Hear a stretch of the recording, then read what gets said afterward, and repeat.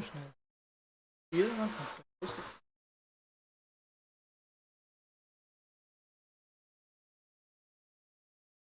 Ja, cool, wenn ich es heute schaffe.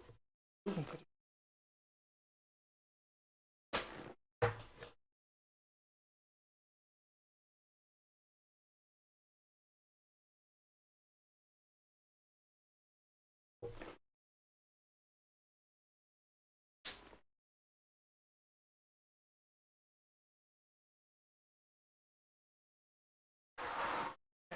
Uh, 21st February Riot Road. What do you think will happen now? Question. What a strange situation for Mr. Natsume, who was murdered, but then the victim comes back to life. I think perhaps the victim was never dead in the first place. It seems very likely that Mr. Shamesbury did consume poison as we deducted. But was it an accident, attempted suicide, or attempted murder? The truth can be established. I imagine the police will keep Mr. Natsume in custody. I suppose so. Let's hope it doesn't come to anything more than a night in the cells. Oh, what's this?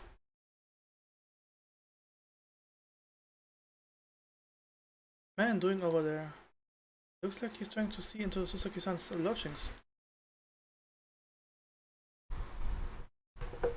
Ja, wäre cool, wenn ich noch Ton angemacht. Also nicht. Warum ist ein Auto? Excuse me, could we have a word?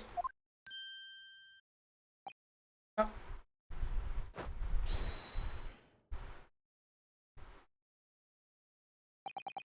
He just ran off. You're sure that I've seen that man somewhere before? Where was it? I do too, but I don't remember.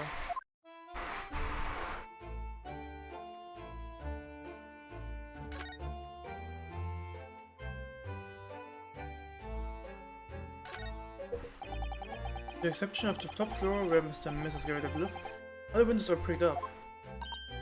Yes, that's because of an old window tax that was charged on the number of windows our property had. In order to pay less tax, the poorer members of society filled many of their windows. But the tax has since been abolished, isn't it? So the windows could be opened up again, surely. Unfortunately, it would appear that the residents of this district can afford to pay to have the work done. Oh yes, that is that state of affairs. Especially for people like poor Mr. Natsume, who have to live all cooped up in a windowless room. Because it's the price you pay for living in a very cheap accommodation. Seems rather pointless when you put it like that.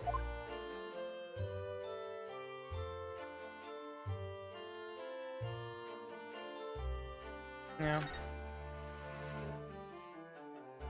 Gut, dann gehen wir mal. Etwas zu Prison. Oder Brigade Up? Wenn wir schon hier sind, etwas zu Brigade Ups.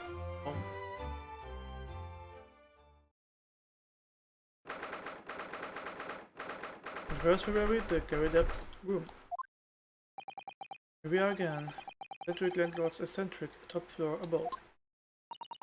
We're here because Mr. Great Ace is the one who discovered the incident. Don't forget. Ah, you chaps, huh? Yes, good morning, sir. Thank you for your cooperation in court yesterday. It was quite a trial. Much for Mr. Great Ace as anyone, really. I'm straight back here after all that business in the Bailey yesterday. Didn't expect to wake up to more Bailey nonsense this morning. I wonder if you wouldn't mind telling us exactly what happened, Mr. Garrida.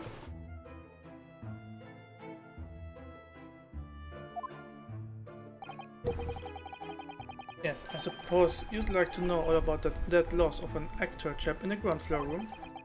Those were exactly Inspector Gregson's words, weren't they?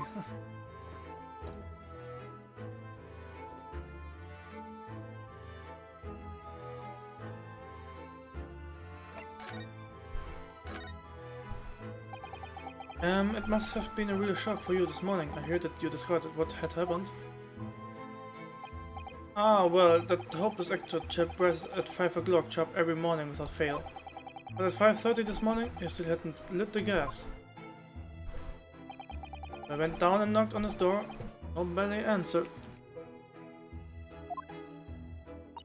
And that's when you broke into his room by kicking down the door? Well, I called on that rum-looking Japanese chap to do the grunt work, of course. Wasn't it a little premature? To kick the door down, the man could have just overslept by half an hour. Very true, Mr. Naruto. If 30 minutes oversleeping warranted such behavior, I would have to kick your door down every morning.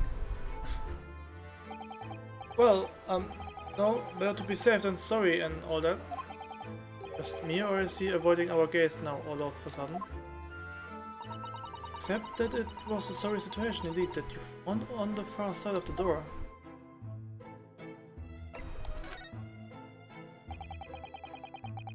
The victim's name is Mr. Shamespeare, I believe. Is that right? Yes, William Shamespeare took the ground floor room 3 months ago now. And how would you describe him? The words? Destitute.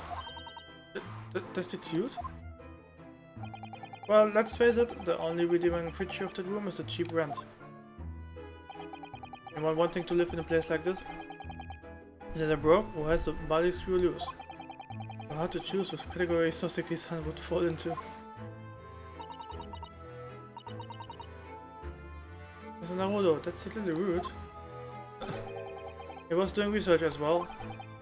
Research into what? Shakespeare, of course, Shakespeare. Read a few plays of the old bard myself, you know, Romeo and Hamlet and all that. Lot of access to us. Yes, William Shakespeare is England's most highly regarded classical playwright and author. Known as Sao in Japanese, as you know, and many of his works have already been translated. It seems incredible that Shakespeare was shortened to Sao, though someone was too heavy-handed there. There was a lot of costumes in the victim's room, actually, weren't there? Of course, Mr. Natsume is a scholar of English literature as well. I imagine he and Mr. Shakespeare would have had much in common.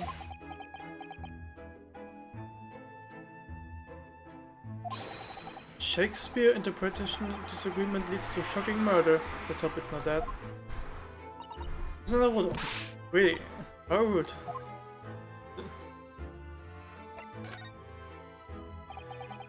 Mr. Natsume's trial yesterday, you came straight back here, I believe, didn't you?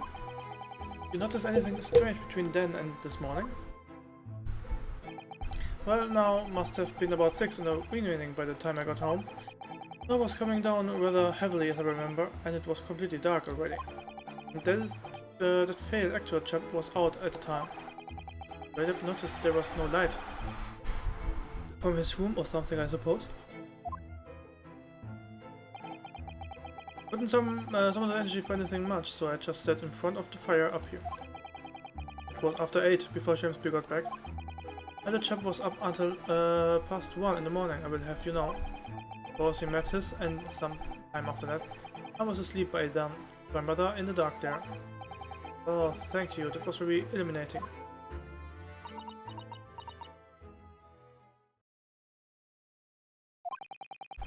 Is everything alright, Mrs. Ado? Well, I was just thinking it's a little strange, that's all. Like, we're up here in your room all evening, if I've understood correctly. Not a big fan of stairs, not with that blessed leg. Then, how is it that you seem to know the precise movements of your tenant and the ground floor, I mean? That's a very good point. I imagine that you could hear noises from the ground floor up the way up here. This old man liked to spy his tenants. Is that it? I know what you're thinking. And it's a bloody outrage. I'm ex-military, don't you know? I don't go around spying my tenants, why would I? And how did you know, Mr. Garrett? It's the gas, woman. The gas tells me everything. The gas?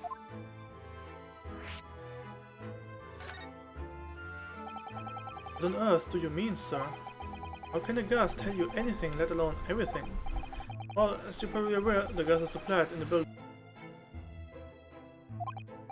Yes, but more or less worked that out. Every room in the building is connected by a single pipe on a gas main outside. And the gas company supplies gas to properties via the main. Yes, I understand that too. Let me see if I can explain. Let's say I was to light the gas lamps up here. What do you suppose would happen? Well, obviously the room would get brighter. Exactly, but at the same time, lights in all the other rooms of the house would dim for a moment. What? They dim? Why? Perhaps it's because when you light a gas lamp it briefly uses more gas than usual, and it reduces the amount of gas in the pipe for the other lamps that are connected to it. That might explain why the other lamps dim momentarily, but mightn't it? Yes, of course, because everything connected to a single supply pipe. What's supposed to happen though? It sounds rather undesirable. The only good point, in fact, is the gas company's pipes in these parts are pretty hopeless, long worn out. I haven't barely got any gas in them to start with. Opposites are true, of course. Extinguish the lamps up here and they glow brighter in the rest of the house. Ah, right, I see. By watching the flickering of the lamp in one room, you can determine what's happening elsewhere. I've got it. Oh, of course, because when people come back home in the evening and before they go to sleep at night, what they are guaranteed to do is either light or put out lamps and fires. Clever. In point of fact, the room on the ground floor on the roof is using slightly different amounts of gas. By watching the lights in there closely, I can work out almost exactly what's going on in the whole house. Gosh, that's fascinating, Mr. Goldeb, absolutely fascinating. Oh well, nothing to it really. And I can't really see that it's going to help us with the case either. I'd like to know why Mr. Goldeb is so interested in what these tenants are up to in the first place. I feel like there's more to it than idle curiosity. Well, we've done as much investigating here as we can, I think. Perhaps we ought to go to the prison and speak with Mr. Natsume again. A good idea.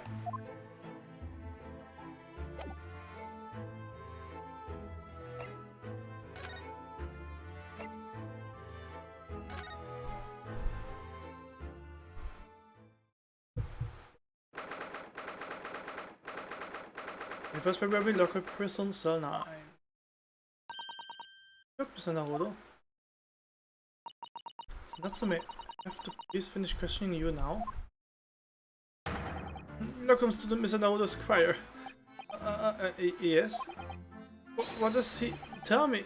Is he a ghost? Is he here to hunt me? Let me guess, you are talking about Mr. Sholmes? He actually calls himself a great detective, Mr. Natsume, not a ghost. But with his diabolic deductions, they are not of this world. They have left me. Ah, cursed! I'm cursed, I tell you. Well, that sort of hurts. Credit where credit is due, Mr. Naruto. You were heavily involved in the deduction too. Yes, moving on, we have some wonderful news. The victim that we all thought was dead has come back to life again. Now, in the absolute worst case, you could only be tried for attempt murder.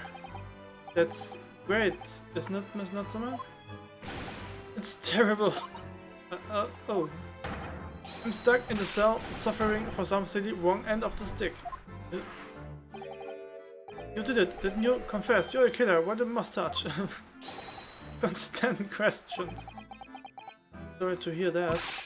Ah, that selfish sister. Make up your mind. You're dead or alive? If we are going to come back to life, why bother dying? Ricklet, Rashi, William. Okay. Well, it seems likely that Mr. Shakespeare was never actually dead in the first place. Yes, that might make sense, and I'm pleased that he's alive, of course. Well, lively debate last night was much fun. I would be sad to think it was our last. Oh. Oh, whoops. Mr. Natsume, does this mean... You did see the victim last night? You met with Mr. Shakespeare, did you?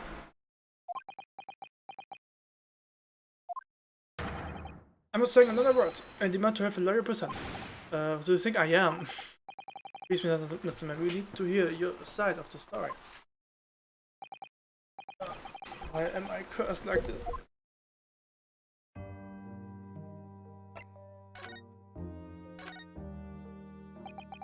Can you tell us exactly what happened last night then, Mr. Natsume? There's nothing to tell. But, now the Squire. I'm eternally grateful to you for helping me with that accursed case yesterday. The case that saw poor Miss Green hospitalized after she ended up with a knife in her back. Hard to believe, it was only yesterday. When the trial was over, I trudged my weary way back to my lowly lodgings. That evening at ~9 it must have been, I was with Mr. Shakespeare. So you did go to the victim's room then? As we feared... I didn't do anything wrong! I'd never been to this room before. It was the first time. Then what made you decide to go? I bumped into him when I arrived back at the house. We got chatting and it developed into a discussion. But it had to go out, so I bade him farewell. It ties in with Mr. Creative said that the victim went out and came back after 8. We met again later that evening and around 9 or just after. When I took him some nice tea I brewed as a gift. But was you who brought the tea that had clearly been drunk at the cinema then?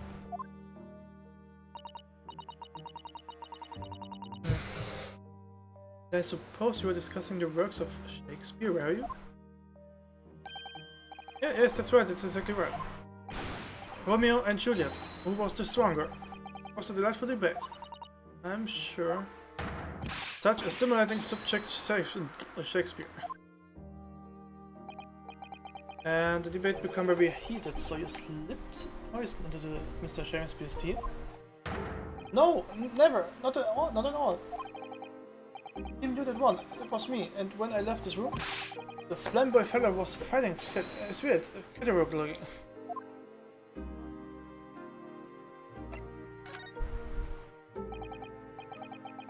Natsume, you often say the same thing about yourself, I've noticed.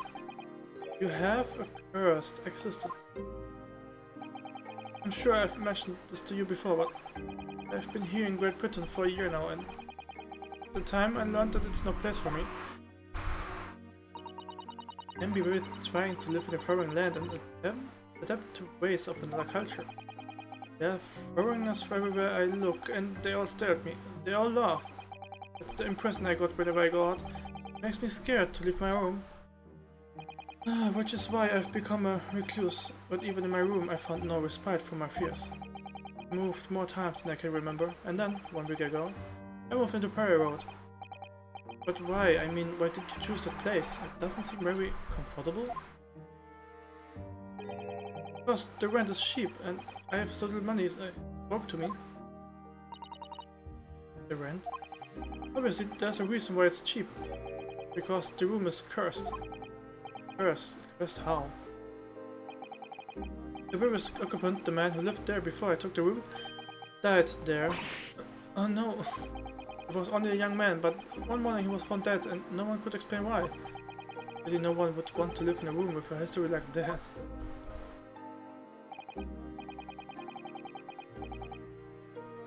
I didn't. When the letting actually recommended the place, I wavered. But I want books. Books cost money, and horrible history is a small price to pay. When I realized it would mean I could buy more books, I signed the lease like lightning. Brave or blinkered? After I moved in, I soon came to realize what I've done. I realized how horrible that room history really was. Gosh, was it really so awful?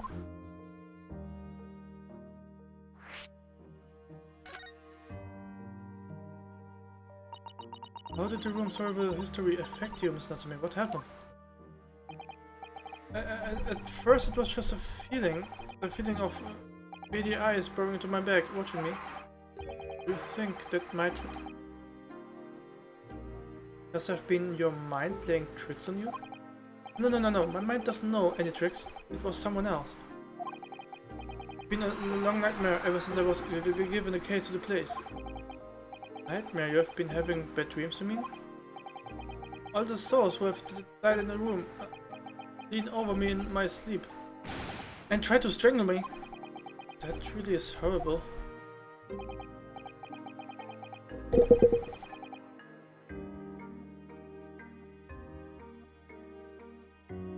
And now I come to think of it, it happened again last night too. The very same night that Mr. Shamesby was writhing in agony from the poison in his body. And I was on the verge of being suffocated suddenly by those miserable spirits in my room. You simply must have moved out that room as soon as possible. Ja, das würde ich auch. Yes, you're right, I know it. And that's why I'm already searching for the next room with a history to call home. I think perhaps you should try to avoid accommodation with any kind of history at all. Otherwise, I'm scared that you yourself may become history.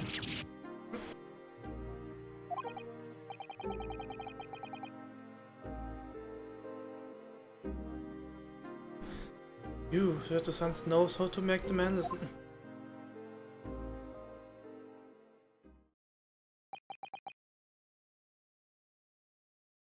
Of course, a lot of the manor is worried about the curse in the room as well. In Mr. Garrida? Yes, he knows that if people keep dying here, there, he will never be able to rent it out again. Well, that's true. I, for one, wouldn't go near the place. Ah, perhaps that might explain why the landlord pays so much attention to the gas lamps and the attendants' movements. You mean because he worried about their well-being? He does seem to have an unusually keen interest in the amount of gas in the pipes. Must be a reason why he keeps such close tabs on the occupants of his let rooms. What do you mean, he pays so much attention to the gas lamps? Oh dear, no, it's nothing to do with you, Mr. Natsume. Please, forget I said anything. Oh, now you are talking about me behind my back as well. What's important, Mr. Shamesby isn't in fact dead at all. Once he come around and he able to tell us what happened, we'll be able to go get out released. Yes, please, I do hope you're right. Excuse me? Oh, Victor Gregson. I couldn't help overhearing what you just said, and on that note, I have some good news and some bad news. Oh, which you want first? Always, every time, the bad news comes first. Hope is all you have, all entered. That's my guiding principle. Right, well, in that case, good news it is. Huh? Sorry, it's just a lot easier to explain everything that way. And why did you ask me my preference? As you might have heard, the victim, Mr. Shakespeare, was just unconscious. He's come around now. Yes, you saw it happen in all its terrifying glory. He's still being treated by the doctors, but we have managed to get written statement from him already. Oh, isn't it wonderful, Miss Natsume? Thank goodness, it's all over then. I can leave this somewhere cell? Sorry, no, that's not on the cards. What? Why ever not, Inspector? The Shakespeare has implicated someone as being responsible for what happened last night. Get it? Someone? Oh dear. You don't mean... Fair to say I do? Yes. He's pointing the finger at you, Mr. Natsume. Ah! My sweet poison that he secret to end my life. That's wicked wicked Natsume. No. So I'm afraid you will be appearing in court as planned. We'll be wanting to make the necessary preparations. No! Uh-oh. And so, once again, Yuki-san found himself having to take the dog at the Old Bailey. Whether this room was haunted, or whether he was just terribly unlucky, I knew I had no choice. The following day, I would represent him in court and do my utmost to break the curse that blighted him.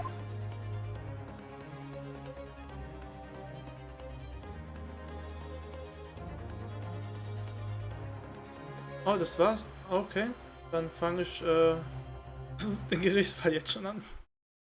Auch gut.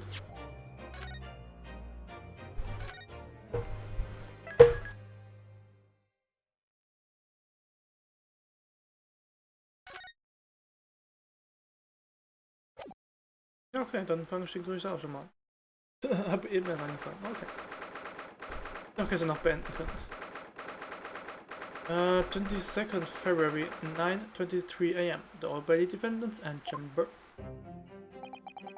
Old Bailey case always makes me feel strange. Seems to get chills down my spine and break out in a nervous sweat at all at the same time. Well, I didn't think I would be back here so soon. That's my line. Good morning. Good morning, Mr. Natsume. It was only 2 days ago, isn't it? I was declared not guilty here. Yes, we somehow managed to prove he didn't stab Miss Queen in the back. But now this? And another morning, another murder, and here I am again in this hellhole. Can't keep coming to court. I'm beginning to think he's right. It really does seem as though he is cursed. Miss Naruto, I'm afraid I have bad news. Oh. Natsume, good morning. Yes, morning. So, here we are again. Yes, again.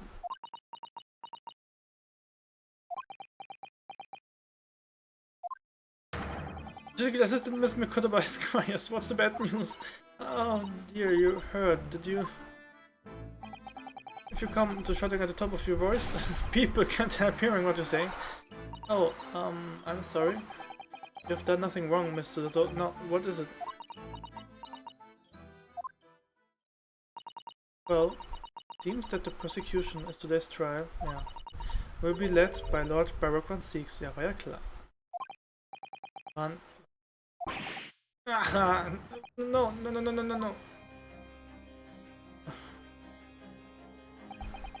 The so-called Reaper of the Bailey, most legendary prosecutor in the land. A trial 2 days ago, he pursued Soseki-san and I relentlessly. Of course, the skin of our teeth. Managed to pull through, but still. Perhaps Mr. Natsume's acquittal in the last trial wasn't the end of the matter after all. Yes, I know what you're thinking. Legend of the Reaper that stays. Nothing can save a person in the dark when Lord One seeks is the prosecutor. No. But even if that person is found not guilty, you will meet a mystery end, or one way or another, and we have experienced it firsthand. A man was successfully defended, met the first terrifying end after his acquittal, right here in the Old Bailey.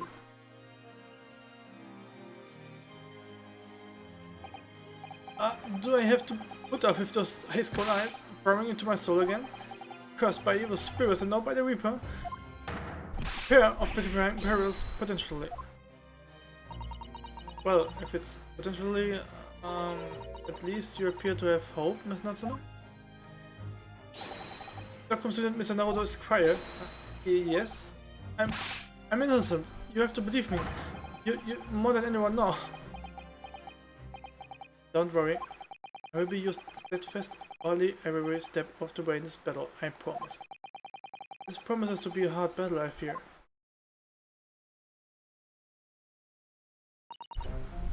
Well, the trial is scheduled to begin shortly. We should move into the courtroom. Let's go. Ah yes, I forgot to say, I'm afraid he won't be able to make it. Mr. Jones, I mean. It's probably for the best.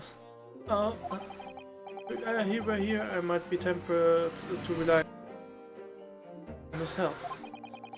It could be seen as a weakness. If Lord One seeks were not noticed, he would prey on it mercilessly. At least that's my gut feeling. But no, Odo. You're right, yes, you are so right. Oh, well said, Locum student Mr. Odo's cry, well said. I swear on this sword a sword in my side, and on the spirit of Casamata the terrorist. I will show him what a Japanese lawyer can do. I will set you free with honor. Oh yes! Let's go.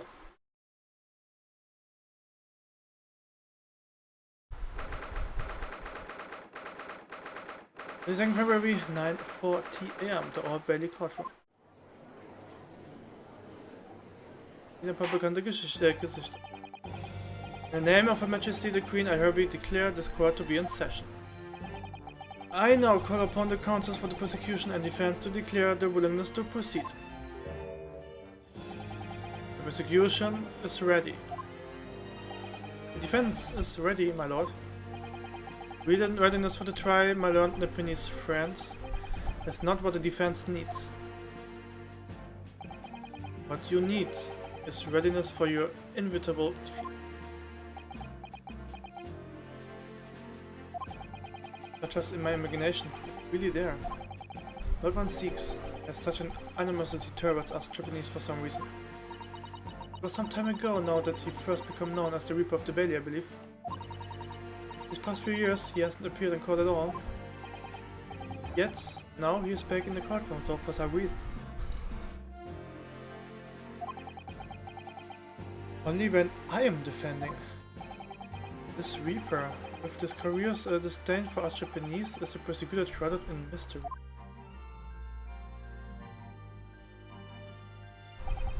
Still, this isn't the time to pondering that. I have to concentrate on Stixon's trial. Furthermore, I now call upon the 6 ladies and gentlemen of the jury. You have been chosen at random to represent the will of the people in this trial. Are you ready to fulfill your duty? Absolutely, I had the feeling this Larkin wasn't innocent before. I must say that we especially ruthless on days when my head refused to sit right. Oh, well, I really like how you are wearing your hat. I think the ruthless look is very fetching, actually. I need somewhere at 10 o'clock. I have a very important meeting. Let's make this quick. I couldn't agree more. I need to take home 5 bob tonight or the missus will go through the roof. Oh, may the Lord show us all the light here and lead his flock to the righteous verdict. The British jury system is so very different to our own, isn't it? Quite extraordinary to think that the power of judgment is in the hands of 6 members of the public. That the judge can only pass sentence when all jurors are in agreement about the defendant's guilt. 6 citizens of London, chosen at random, or at least that's the idea. Prosecution would draw attention to the fact that the accused was on the trial here but 2 days ago. Accordingly, where possible, the same jurors have been asked to return for duty today. Nicht alle. Very well, let us continue to commence the trial. Lord Van Zieks, your opening statement, please. Ladies and gentlemen of the jury, is it not the intent of the prosecution to cast doubt over your past decisions? However, the innocent verdict afforded to this eccentric police before has had dire consequences. Did the accused repent for his wrongdoing in that affair? Far from it. Instead, he used his freedom to perpetrate a most blood-curdling crime, namely that of the attempted murder of his neighboring lodger, an innocent Englishman. To explain the circumstances of the crime, the prosecution calls its first witness to the stand.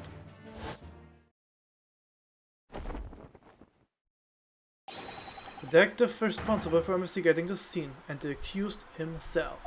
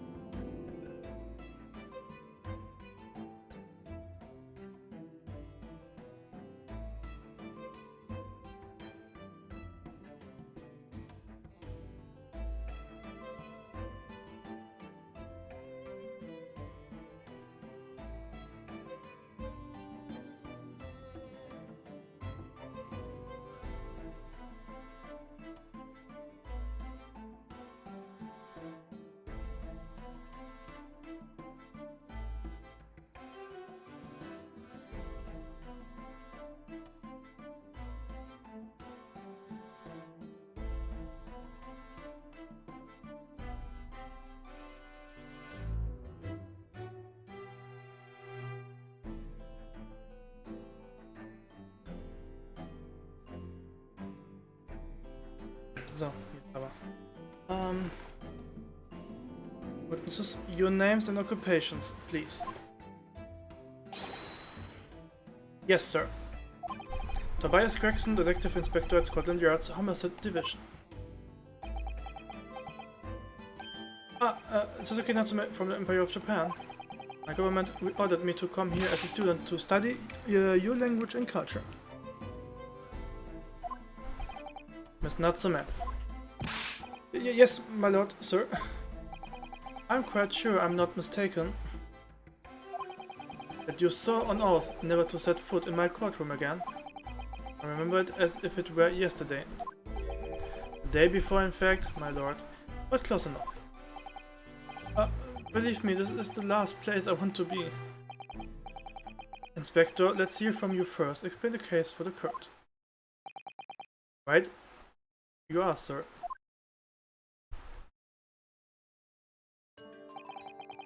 The incident occurred at the Great Ace household where the defendant has lodgings. In the ground floor room of the victim, Mr. William Shakespeare. The defendant has already admitted to visit the victim on the night in question. Shakespeare collapsed in his room as a result of poisoning by strychnine. He was found the following morning when the landlord, suspecting something was wrong, broke down the door.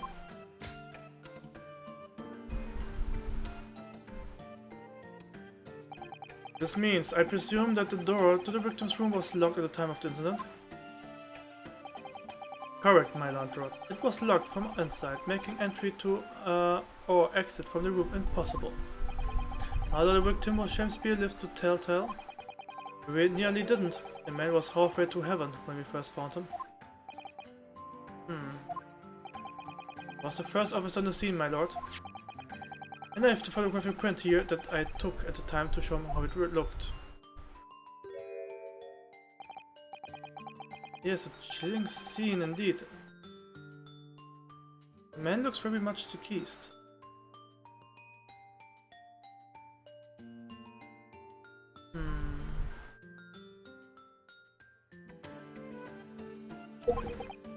This That's right, everyone present believed that exactly what he was. Well, I shall accept this photographic print as evidence for the court. Now then, Mr. Natsume. Yes. Yes? Ich muss kurz mal nachgucken. Okay. As a defendant, do you have anything to say at this juncture? They are hunted by evil spirits. Good gracious, what's hunted? My lodgings, there has been a whole series of strange happenings, my lodgings. The tenant before me died in mysterious circumstances. A woman was stabbed by no one on the street outside. My neighbor was poisoned. And me, what about me? I nearly been killed countless times. Killed? Must not me. How? Even in that fateful night it happened, when I returned from Mr. Shamsu's room, I lit my gas stove and climbed into bed, but before long, the stove went out, and somebody tried to kill me.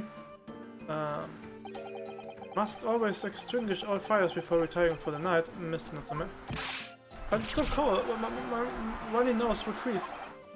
How it is I didn't poison my neighbor? Oh, why am I being accused of this? Why is my existence so cursed? Thank you, witness. I believe I have a reasonable, clear picture of events. If I could raise one more point, my lord, one more conclusive point. Conclusive? Go on. Fortunately, the victim, Mr. Shakespeare, has regained consciousness after his order, and he has named the true culprit. The poison consumed by the victim was administered in a cup of tea that he drank on the night in question. Tea, my lord, that was brought to the victim's room by the accused. The accused? Good grief! Order, order! Yes, that's the crux of this whole case. Soseki is innocent, then why? Why has the victim accused him? Mr. Natsume, what have you to say to these accusations? That evening, yes, I did take some fresh brewed tea with me when I visited Mr. Shamsu's room as a gift. The public water pump outside was always freezing at night, so I bought bottled water especially to make it. And as the result, never will I touch tea again, never. The public pump was frozen, you say? That's not information we've heard before. It will do, thank you. Now, according to our laws, the defense must have the ability to cross-examine witnesses at least once. Therefore, I call upon the witnesses for a formal testimony. I presume the prosecution has no objections? None whatsoever, my lord. Good. Then you will give your account of events on the night in question of the court now. Yes, my lord.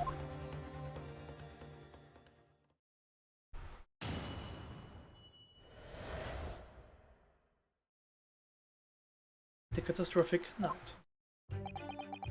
It was about 9 o'clock that evening when I visited my neighbor, and I took some tea with me as a gift. We had a heated literally debate over a nice hot drink, after which I went back to my room at around 11. My tea was completely harmless. He couldn't have locked the door behind me otherwise, wouldn't he? Strychnine takes some time to have an effect on the body. People don't keel over immediately after taking it. The victim would have been perfectly able to lock the door after his gas lift. The argument stands. Ah, yes, I see. It all seems relatively straightforward. Excuse me, but the testimony does raise one rather crucial point, I think. Ms. Natsume claims this tea to have been harmless, presumably though. The decaps have been examined for trace of the poison, haven't they? Why didn't I think of that? Well, as it happens, no. We haven't been able to. Did I hear you correctly, Inspector? Scotland Yard has failed to examine the suspect substance? How could you have overlooked something so important? Is that the first thing you should have done? My learned Nipponese friend is falsely incensed. The inspector said Scotland Yard was unable to examine the tea, not that it was overlooked. Unable? Why? It's simple enough, and there was none left, not a drop. Someone must have been very thirsty indeed. With current scientific techniques, it's not possible to test for poison under such circumstances. You only need a drop, but that one drop does actually have to exist, funnily enough. The lack of examination notwithstanding, it appears nothing other than the tea passed the victim's lips on the night in question.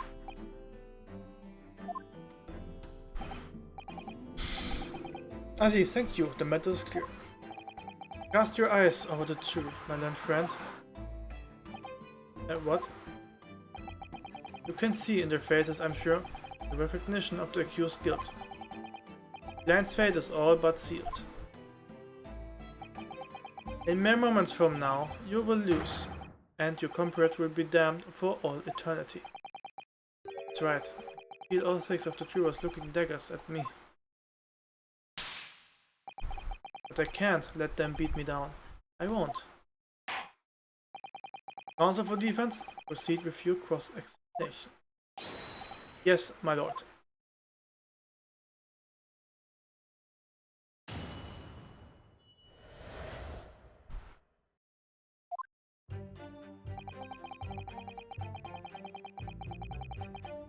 Hold it! So were you and your neighbor good friends then? No, we weren't friends. Not at all, not at all. Never, ever, ever. A simple no would have sufficed. Then, why did you decide to pay him a visit? Mr. Shakespeare fancies himself as having great literary knowledge. As a fellow scholar of English literature, we find much to talk about together. Come now, no Nipponese could understand the finer points of English literature. And on the night in question, that was the topic of the conversation as well, I presume. It was the day of my last trial, when I was acquitted. I had just arrived back at my lodgings, when I ran into Mr. Shakespeare outside on the street. That was around 6 o'clock. He exchanged one or two pleasantries, but it soon turned into a heated discussion. He was on his way out at the time, though. I promised to visit his room that evening at 9 to continue our debate. But did I have ill intentions?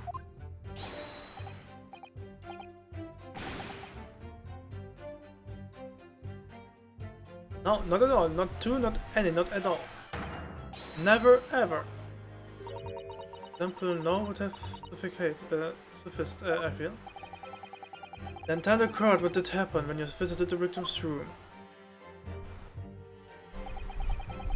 Had a heated literary debate. Yeah. Hold it!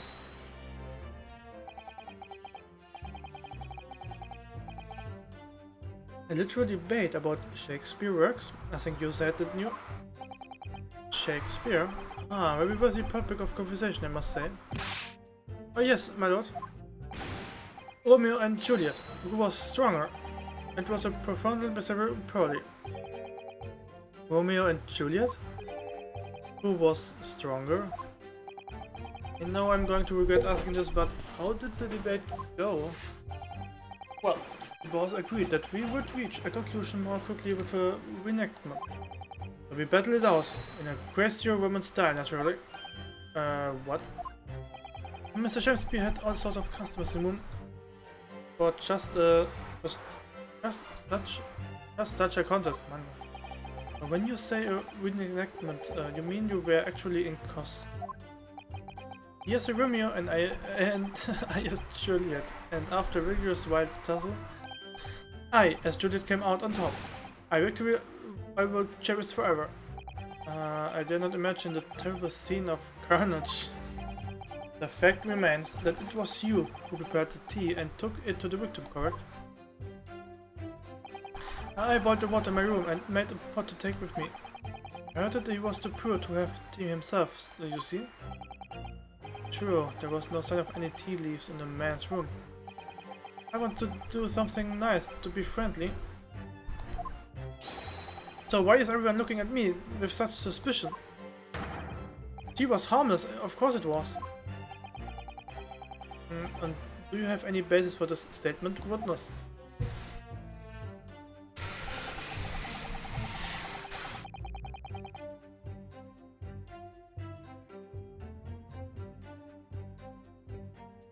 My tea was completely harmless. Yes, there was not a drop of tea left in the victim's room anywhere, was there? That's correct. Anyone would think the fellow had never had a pot of tea before. He must have licked it dry. Just pity, because one drop is all we would have needed to analyze it for poison. And you say that you returned home to your room at 11 o'clock, Miss Natsume? Yes, definitely, but heaven and earth, I swear it. The landlord was able to verify that, as it happens. He confirmed that the defendant went back to his room at 11 that night. And how is the landlord able to attest to this? He, that it was the lamps, I believe. The lamps, Inspector? The tenants returned to the rooms and started using gas. The lamps in other parts of the house flicker. Yes, Mr. Williams seems to pay a lot of attention to the comings and goings of his tenants. There's only one key to Mr. James's room, I know that for certain. So he must have been locked in door himself from inside his room. The victim has confirmed that to be the case, yes. So I'm right, my tea was harmless, completely harmless. You take poison, you die. Every time, no, everyone knows that.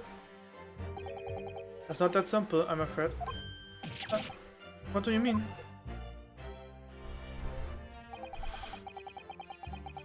Strychnine takes some time to have effect on the body. Hold it! How long does it take for symptoms to appear then? According to the coroner I was speaking to at the yard, about 30 minutes after the poison is consumed. And the victim suffered violent convulsions, cramping and stiffness, and eventually dies from asphyxiation. There's a 30-minute interval between when the poison is ingested and the onset of symptoms. There seem to be a lot of different types of the poison in the world, that's for sure. Oh dear, death by poisoning again. That was so awful. Ja, schon wieder. 30 minutes is a long time. Only long enough for the victim to have locked the door behind the accused after he left. Can't deny that. It further defeats Soseki's alibi. I have the medical report from the doctor who examined the victim here, my lord. Bears it out, really. The accused is the only person who could have done it. Very well, the court will add this report to the court record as evidence.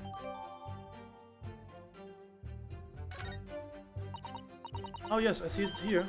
Delayed onset of symptoms.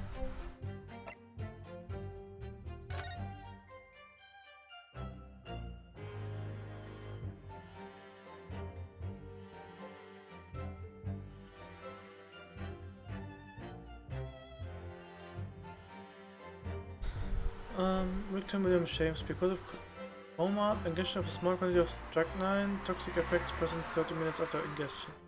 High likelihood of the substance having been mixed with the tea which the victim was drinking, but no sample could have been obtained for testing. Investigation conclusions: the poisoning incident occurred around 1:30 AM on 1st February. That's from the victim's pocket watch that appears to have broken when the man collapsed after the delayed onset of symptoms. No container of the poison was found at the scene. Great. The victim would have been perfectly able to lock the door after his guest left. The argument still stands.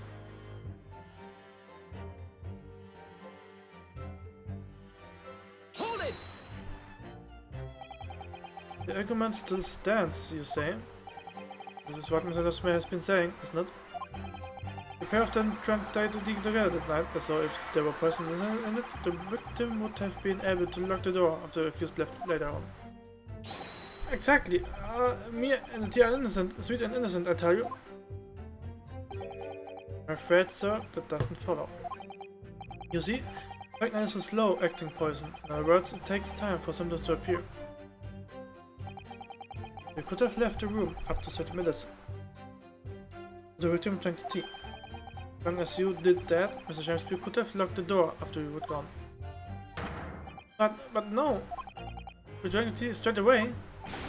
Battle over whether women treated was stronger. That came after the tea. Do you have any evidence to support that statement? In my great homeland, the Empire of Japan, we have a saying, drink the tea while it's hot. Sure, a proverb will satisfy the prosecution. I'm afraid there's no conclusive proof that support the defendant's assertion. On the contrary, there are sufficient grounds to infer this guilt in this matter. No.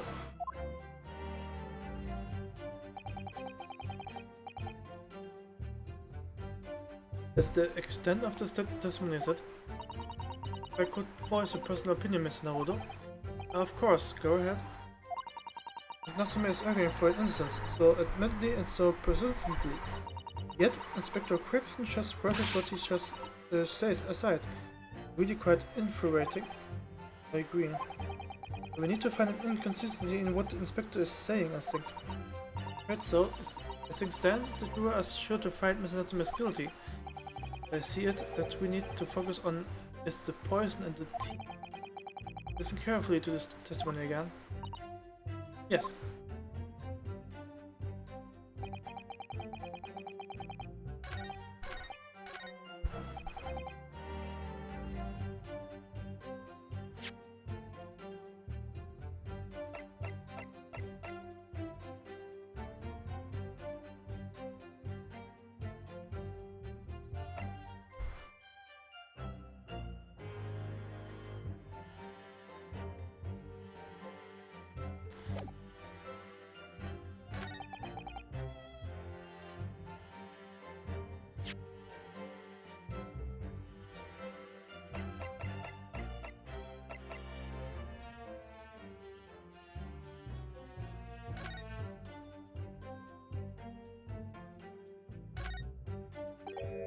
Oh, this Mr. Naruto. This bar of soap, when we first found it, I could have sworn there was some sort of round disc in this depression just there. A reddish one. Yes, you're right. Remember it too. Now the depression is completely empty.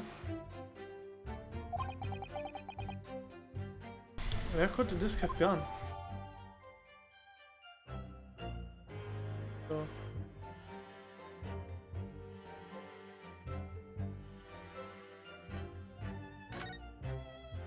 Okay, warum ist es denn verschwunden? Was?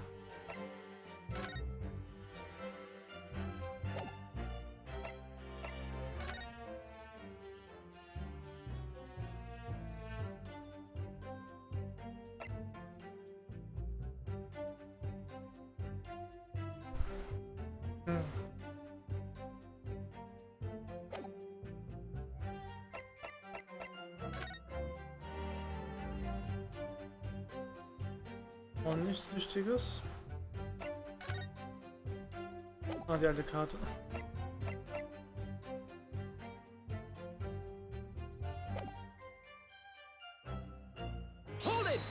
Ah, shit. Ah, falscher Knopf. Okay, vielleicht muss ich den Tasten machen. Ja.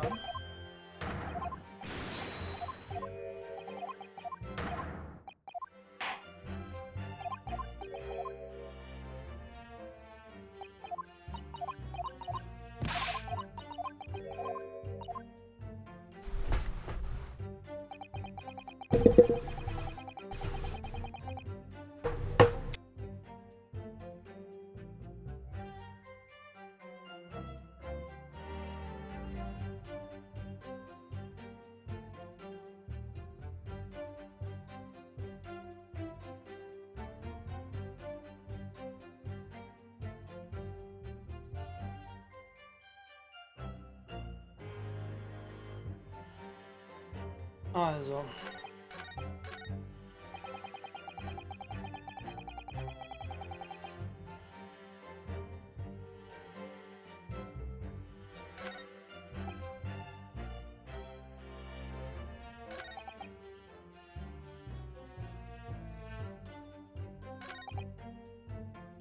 Ich sag irgendwas mit, glaube ich, den Rändern zu tun.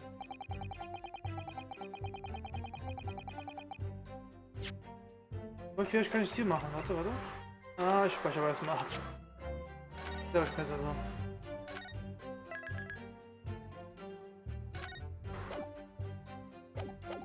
Weil anscheinend ist der Tee ja länger in seiner Tasse geblieben.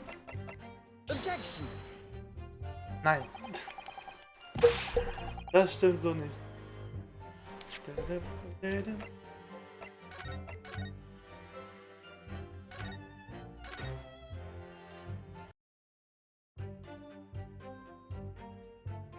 Hm.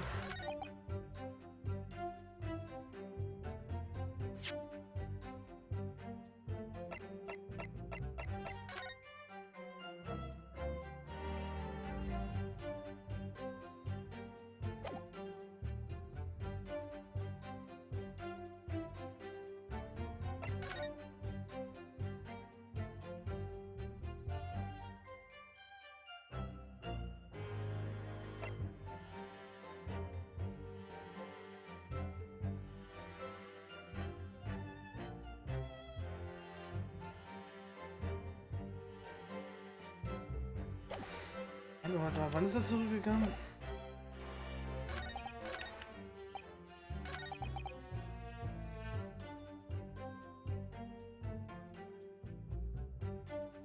Wenn er sagt, er ist um 11 zurückgegangen.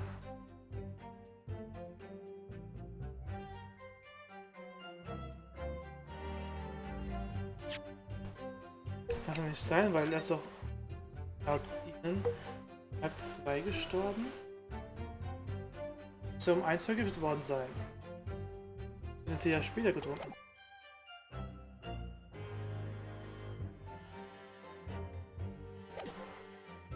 Mal an. Der Schier, warte.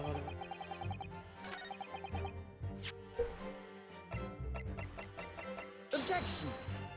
Nee.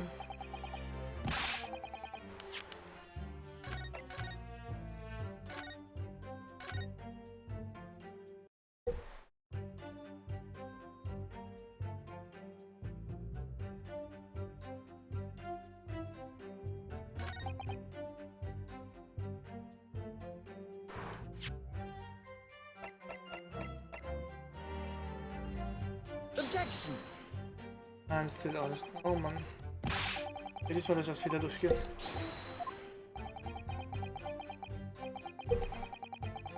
So, ja, er könnte die Tür zugemacht haben, wenn er noch lebt. Aber irgendwie passen die Zeiten nicht zusammen. Hier nicht.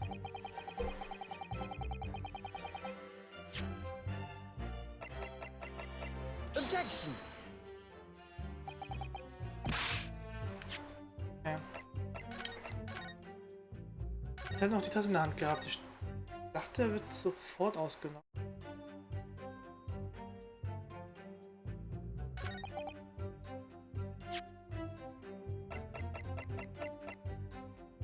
Objection. The argument still stands. You say? I think not, Inspector. Come again. I think you will find that you have overlooked a very significant chronological inconsistency here. A what? What are you on about?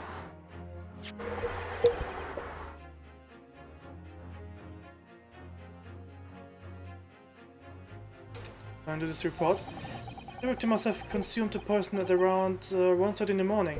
Ja, aber sie haben sich ja vorher getroffen. Yet, defendant Mr. Natsume left the victim's room at 11. Yes, that's right. There are more than 2 hours. Missing the time here. In other words, if there was poison in the tea that Mr. Natsume brought up to the victim's room, how could the victim have fallen ill to it 2.5 full hours after the defendant left? Ah, beide gleichzeitig? Okay. The defense argument is entirely reasonable. How do you respond, Lord Van Seeks?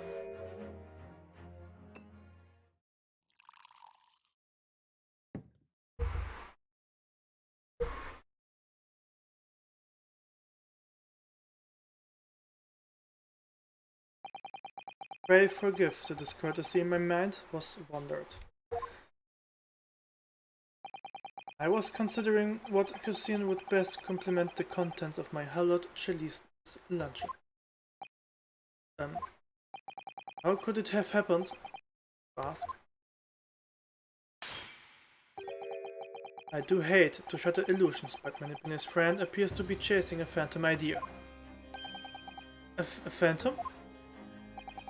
It's so hard to imagine that the victim drank his tea after the accused had left. For example, at the time stated in the medical report. Yes, at around 1:30. Objection! But Mr. Natsume bought the tea with him to drink together with his neighbor. And in Japan, there's a well-known saying, drink the tea while it's hot. Objection! And in my country, there's an even more apt saying. There's nothing more refreshing than cold tea. The point is, if there was such a long gap, there may be other ways to explain how the victim came to be poisoned, other possibilities. What sort of possibilities, Counsel? Well, for example, the man could have had another visitor? Another visitor? That's a very bold assertion, my learned friend. From someone who was nothing so substantiate as... Or the victim could have taken the poison of its own volition? I suggest this may have been a suicide, Counsel? Objection! Mr. Shakespeare has categorically denied suicide. The idea can and must be discounted. Objection! But he couldn't be lying.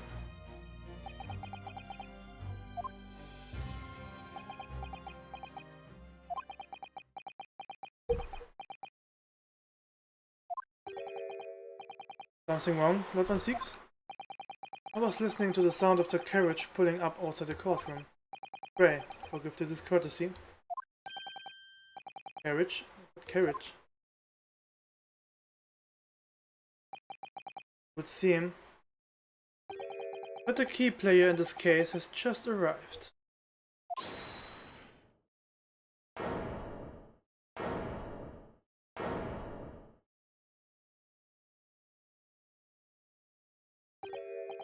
Out, out, brief candle. Lies but a walking shadow. Oh no. A poor player that struts and frets his hour upon the stage and then it's heard no more. It is a tale told by an idiot full of sound and fury, signifying nothing.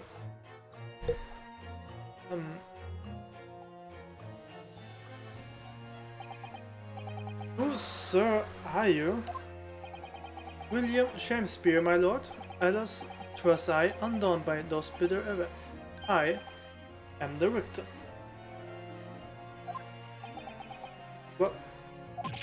What is he doing here?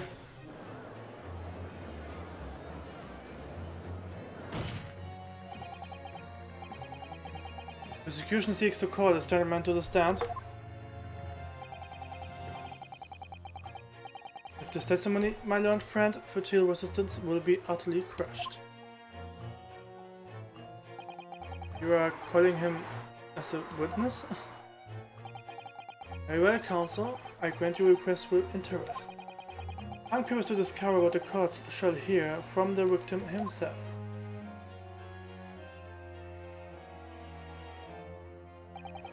Happy am I, Shakespeare, to regale thee with my tale of... my lord. But I still have my own tale to tell, my own tale of verse woe. I can regale the court with the tale of my perfect innocence in perfect English. That will do, Miss Natsume. Let the court now hear from the victim.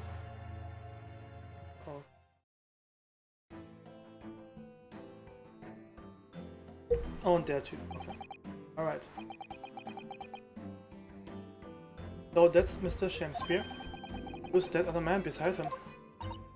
Yes, I feel sure that we have thought a glimpse of that man before. Add your name and occupations for the court, please, witnesses. A writer of words so sweet they do send the breeze, an inventor of ideas so profound they compose the earth. The unrivaled poet, the unmatched scribe William Shakespeare. With a great bard to be recalled to life anew. Oh, what a magnificent man. Good fellows, I am the who ponders such a miracle. William Shakespeare. Oh, my name's Metterman, Adrian B. Metterman. I work for the Altamont Gas Company East End branch office. Ah, I remember now. It was yesterday on Briar Road. Oh yes, she's right. It's him. Oh, what's this? What's that man doing over there? Looks like he's trying to see into Soseki-san's lodgings. Something wrong, Mr. Naruto? Excuse me, could we have a word? Und weg war er.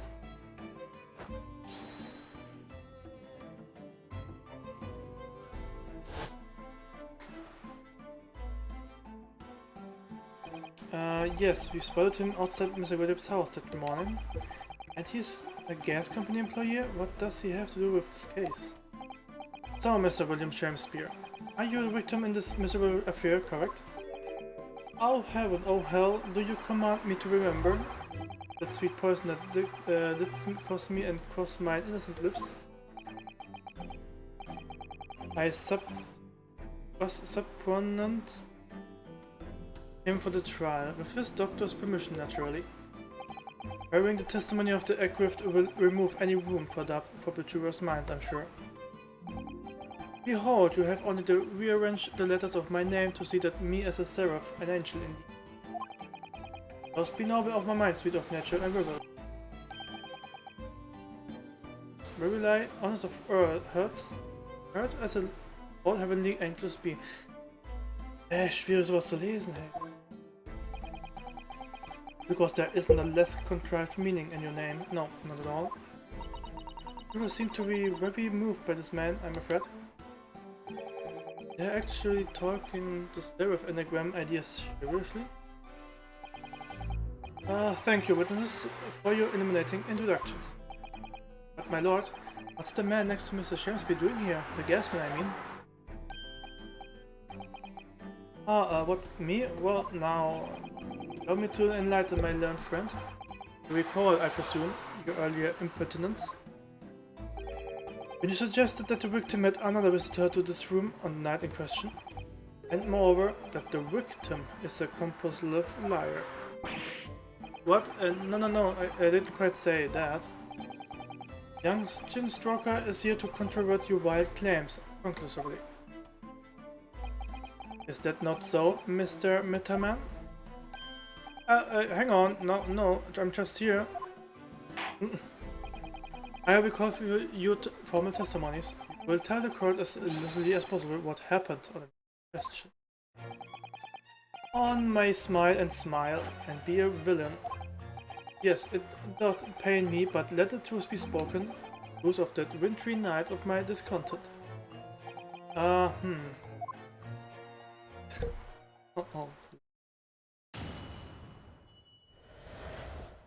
wintry night of my discontent. The snow lay about. My neighbor did come in the evening, bearing a gift of tea. But Mary, there was his drink, and when he left, I did fall and prostrate on my table. It was the tea alone that passed my lips at that late hour, nothing else.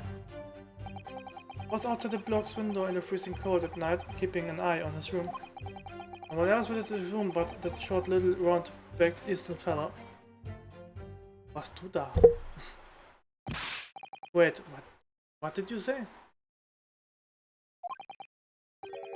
You were keeping an eye on Mr. Shakespeare's room at night? That's right. Of course, the block's window is all but blocked up, isn't it? But there's a little gap in the bricks where you can see into the room. So I spent the night trying to keep my teeth from chattering as I peered in through that. The question is, sir, why? Well, now, that's because he's on my list.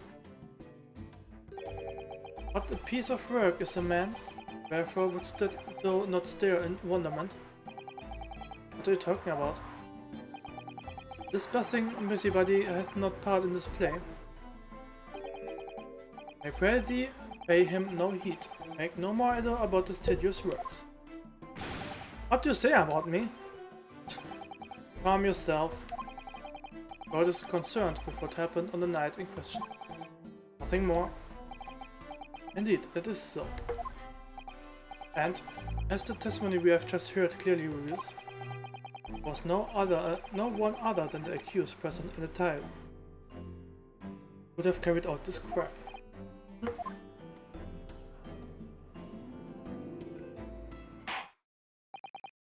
Well, I believe this may be the final testimony of the trial. Now, counsel, defense may proceed with the cross-examination. Yes, my lord. That's the...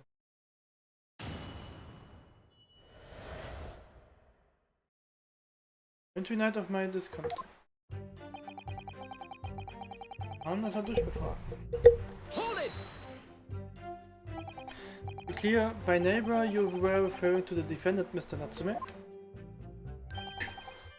Oh, indeed, sire. First chance to that I call him the man from upstairs. And at what time did the mustached Nipponese visit you in your room? Our meeting was promised for the hour of 9, and here did he come to tender a gift of fragrant tea. Details which are in accordance with the defendant's own testimony, yes. And we were brought in such a literary debate as history hath not seen before. Which I presume he means the discussion about who was the stronger, Romeo or Juliet. I, Shakespeare, did play the part of young Romeo, whilst my neighbor played the fair Juliet.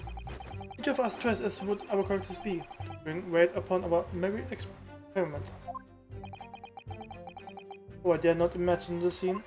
The reality, my name is woman. Canst thou imagine how dismayed I was? Yes, I had heard the eastern art of jutsu, but neither did I dream it would be a skill practiced by the commonly maiden. Will it beat Romeo up? This is not helping our case.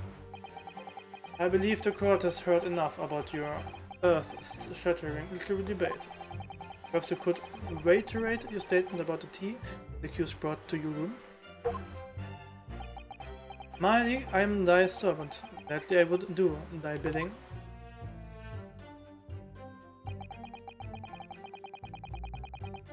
Bitter was his trick. Hold it! Let me stop you there. Natsume left your room at 11 o'clock, but it wasn't until after 2 that the poison made you collapse. More than 2 hours of missing was after 2.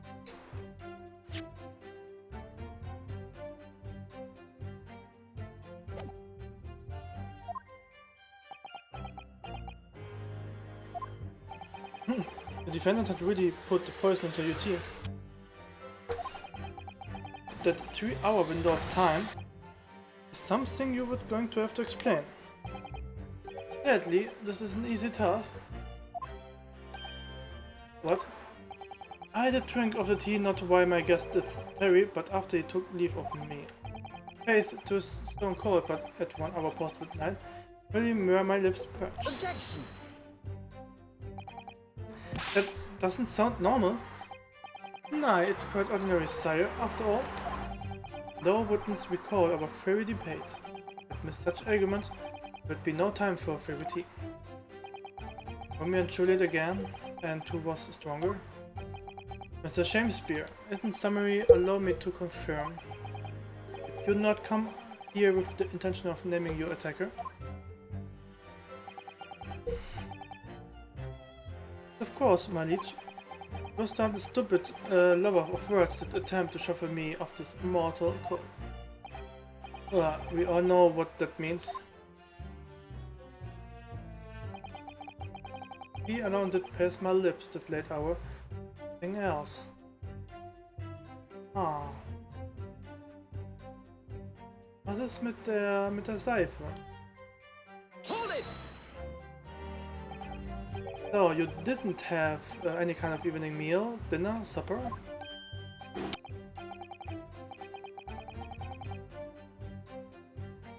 Fear on luxury, fear on gluttony. To eat twice daily is but a waste of time.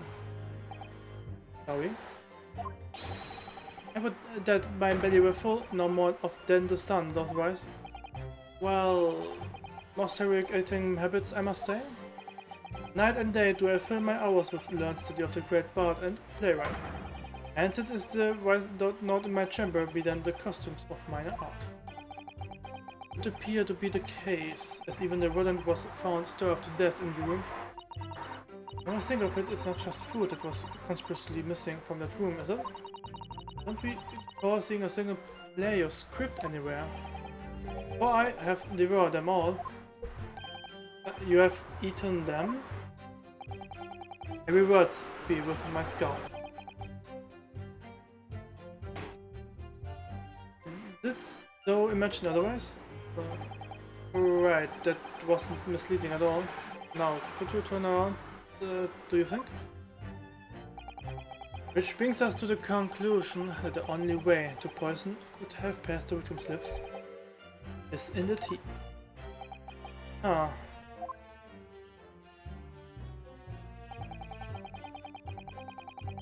Was outside this block's window in the freezing cold. Warum? Warum war er verdammt nochmal draußen? But the windows of the towers have all been filled in. Ah, it's a artifact of the no artifact defunct window tags. Yeah, you're right there. All bricked up horribly. But as it happens, there is a little part of the brickwork at the bottom corner that's been opened up. I was looking through that gap. Yes, there were a few bricks loose, weren't there? For some strange reason, a couple of bars of soap lined up in the ledge out of the wall.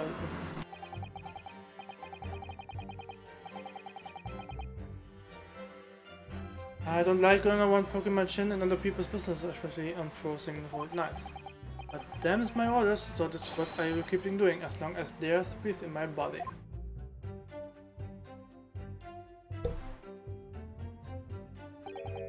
What's with all the theatricals today? Out of interest, Mr. Metamam, I thought the accused had left and returned to his own lodgings. Did you see the victim leave the room at all? No, he never left. He was in the room the whole time as far as I'm concerned. And we can therefore discount the possibility of suicide? Can you be sure of that? The police have carried out a thorough investigation of the scene and found no receptacle for the poison. As we know, the victim didn't leave his room and hence didn't dispose of the poison's content himself. It's clear that this was no attempted suicide, only the culprit have removed the receptacle. Yes. Please explain, Counselor, thank you. It really was, you can agree with that logic.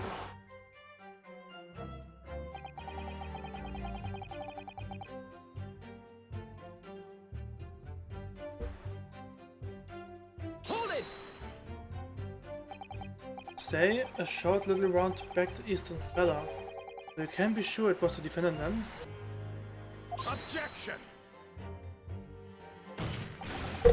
How many times short little round-backed Nipponese with a mustache do you think there are in London?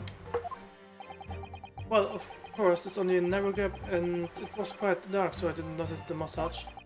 But he showed up at around 9, so I'm pretty sure of myself. And the person you saw arrived, did he and Miss Shamesby drink the tea together? Nah, sorry, I couldn't say. Why not? Because I couldn't see into the room at that well, couldn't I? But what I did see was the silhouette of that little round-backed fella wearing a pretty dress. Then the pair of them started some kind of wrestling match. I tell you, I didn't know what to make of it. Huh. Suppose it was the Roman Juliet Championship battle getting underway? The Metaman? Allow me to confirm one final time. Apart from the accused, can you state with certainty that no one else was the victim on the night in question? No question, the answer's honor. Oh no. Oh nein. Jetzt geht's ab. My lord. Goodness me, yes, Mr. Foreman. I've kept my mouth shut and listened up to now, but this has gone on long enough. Are you all with me? Yes. Are we to understand that you ladies and gentlemen of the jury are in agreement with one another? Guten Morgen, Kira. Wie geht's? Keine Arbeit heute? Ja, also momentan liegt es daran, dass ich vielleicht stehe. Vielleicht nicht so komplett hell ist, aber momentan geht's. Ah. Ja, manchmal kann an die Lippen so ein bisschen das Problem. Aber gut. That you have reached an unanimous decision. You're right, we have. Are you all with me? Yes. Wait, no, the defense is in the middle of the cross-examination. To be honest, I was holding out a bit of hope for you, young man. Ja, keine Ahnung. Vielleicht liegt es ein bisschen, dass es nicht so hell genug ist, dass die Lippen da... Ja, wird gerade ein bisschen spannend. Ein bisschen. Especially after you identified those few hours that followed the accused leaving the victim's room. Yes, the 3 missing hours as you put it. But in the end, what difference do they make? None as far as I can see. Also, ich hab's ja vorhin gesagt, ne? Ich stehe gerade. Während dem Spiel. And since that's now apparent, there's really no reason to delay our decisions any longer. Like I was saying before, if I don't take 5 bob home with me tonight, the missus will blow her top. Huh? What's that? Sorry, I didn't quite catch what you said. I will let the court be apprised of your decisions. Ladies and gentlemen of the jury, you will state your leadings as to the defendant's probability. Guilty! Guilty. Guilty. Guilty. Guilty. Guilty.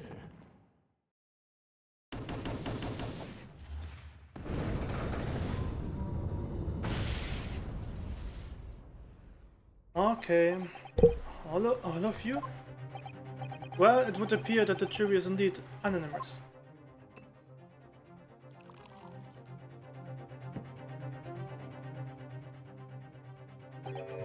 So, this time at least it seems justice will be done.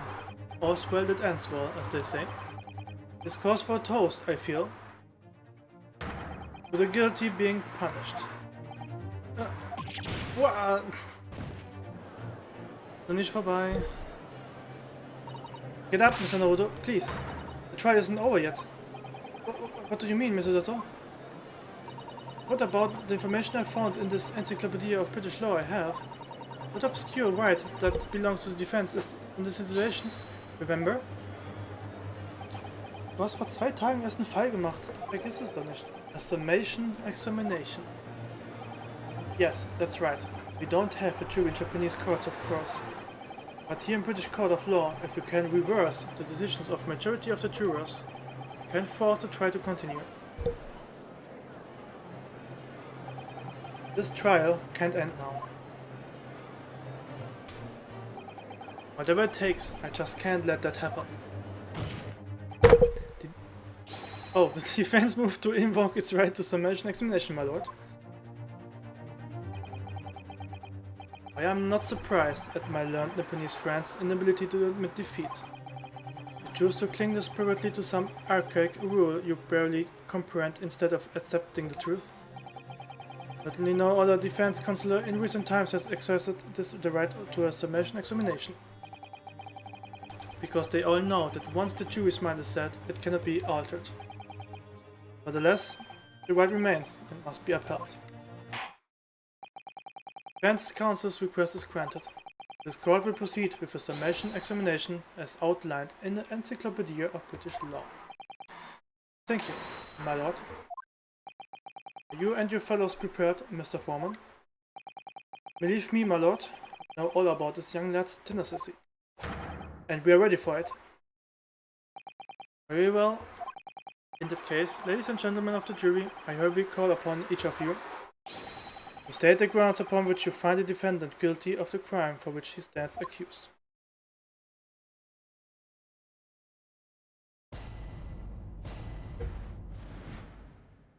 Okay. The Truba's contentions. The victim may not be well off, but he's a noble man and straight up. There's no reason to adopt the man. Well, I do declare the good gentleman has no reason to lie. In fact, I think he's rather splendid.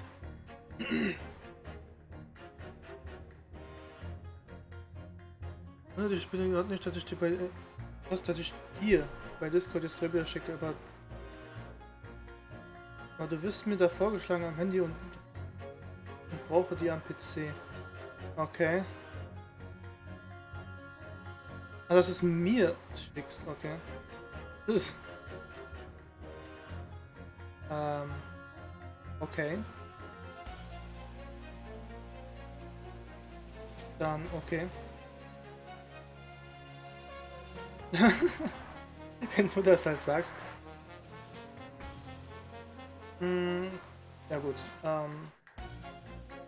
Genau, wie sieht es eigentlich generell bei dir die Woche aus wegen Arbeiten oder Streamen? Kannst du dann noch was, wie du dann streamst? Oh.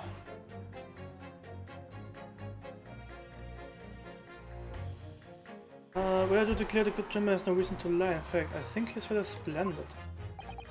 Let's look at the accused. By comparison, he's Japanese, stoops all the while and has a mustache. Very fishy.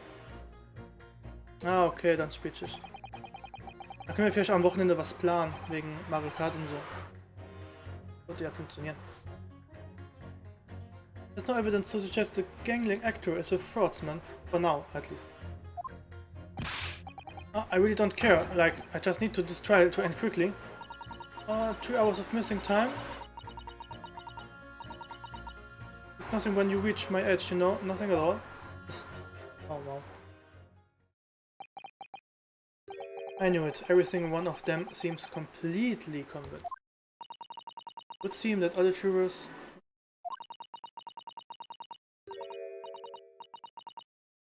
have to come to the conclusion that Mr. Shamesby is a fine, upstanding and honest citizen. If you ask me, they have been bewitching by its strange theatrical movement. So, nee, kein Problem. Ich würde fragen wegen Wochenende, dass wir das dann vielleicht irgendwie planen, was wir da machen wollen. And sadly, nothing Miss Natsume has said appears to have existed at all. Well, here goes, let's not forget.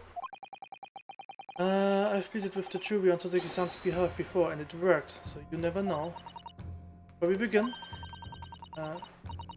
Ja, ist ja noch Zeit. Noch alles abklären.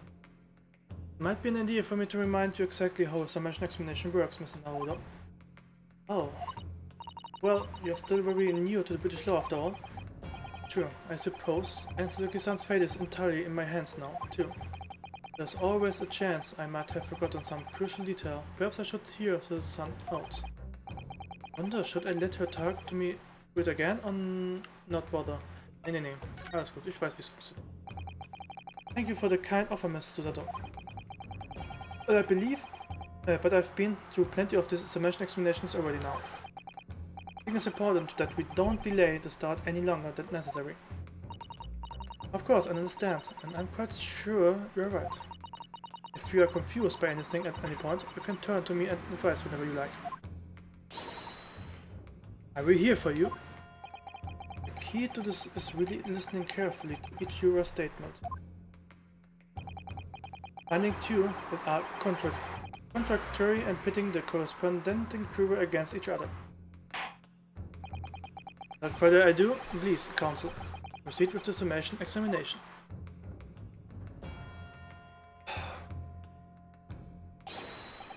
Yes, my lord.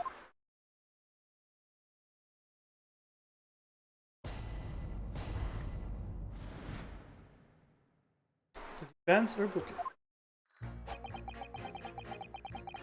Noble man straight up for no reason to adopt the man. Ja, ich frag jetzt mal die. Hold it! Well, there are plenty of people in London who seem noble but poor. Couldn't some of them also be liars? I have no doubt about it. Like that Jackie client of yours, for example. Absolutely not. Mrs. Natsume is no liar. Look, the point is, the only thing that passed the victim's lips that night was the Japanese man's tea. When you take the gas man's testimony into account as well, the truth couldn't be any clearer. Well, that's alarmingly logical. But let me be frank here. I'm a gentleman with a gentleman's values. If it turns out that the old Shakespearean chum is a rotten liar after all, I will gladly change my decision about the defendant. And I'm sure my fellow gentlemen on the jury would do the same, isn't that right? Well, yes, perhaps, although I don't see it happening. What's that? Elderly gent on the end here, you know, you will have to speak up. Look, I really don't care about this nonsense, I just need this trial to be over. How many gentlemen do we actually have on the jury, then? Alright, sir, I may hold you to that, don't forget what you said. Huh. Humph. Liar will consume one position. Okay, okay. Merke ich mir. Hold it! Are you saying that you believe the man to be trustworthy because he's rather splendid? No, that's not what I said. The point is, the man is the victim here. What reason would he have to lie? And yes, he is rather splendid. So you say yet again? Meanwhile, the man who stands accused behaves so suspiciously, it's exhausting to look at him, I'm afraid. I'm afraid he's not splendid at all. Splendid logic there, madam. Thank you so much.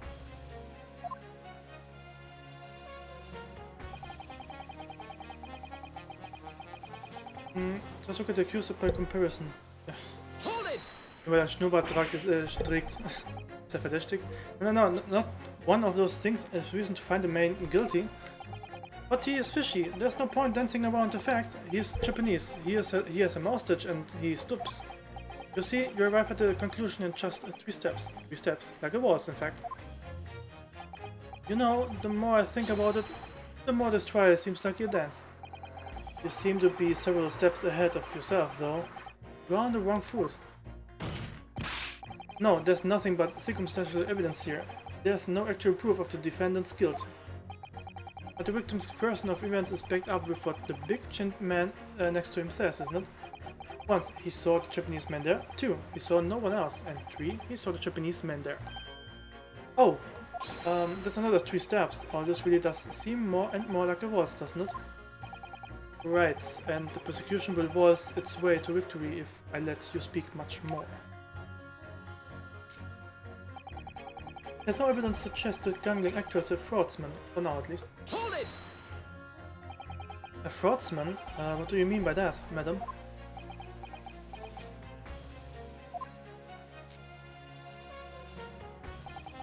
It really is a most tiresome problem for the company, most irritating. We can be absolutely certain that a customer is stealing from us, but without hard evidence. We can't even threaten to take action for fear of being sued. I'm sorry, you've lost me a little there. Who are you? I'm the wife of Augustus Altamont, owner of the Altamont Gas Company. Good gracious, Altamont Gas, you say? Gas is the future of energy in this country and around the globe, but proper handling is essential. As I'm sure of our employee from the East End branch office would be the first to agree. Absolutely, Lady Quimby, gotta be used properly. Altamont Gas is the best in the world, of course.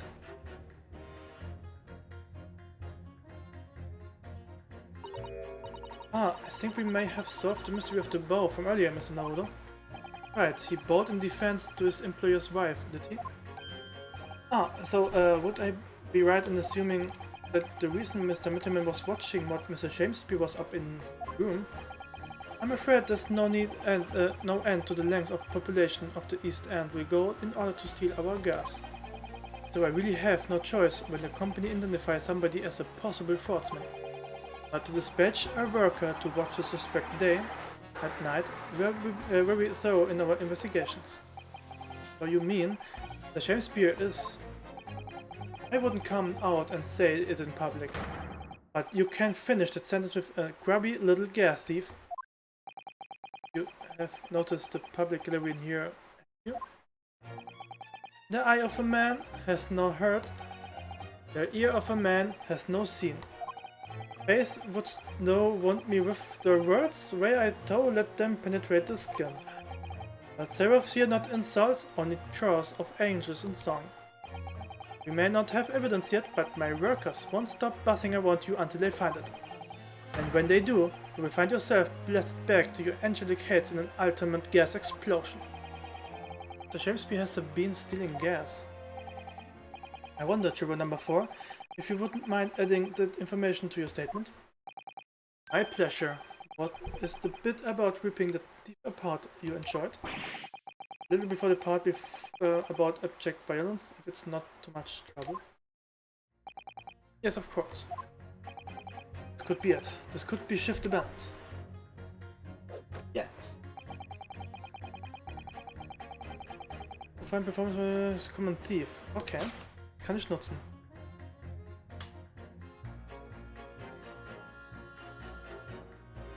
Objection.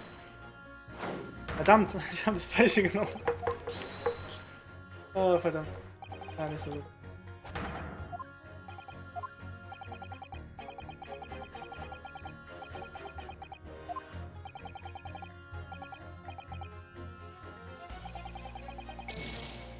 Ja, ich hab's verstanden.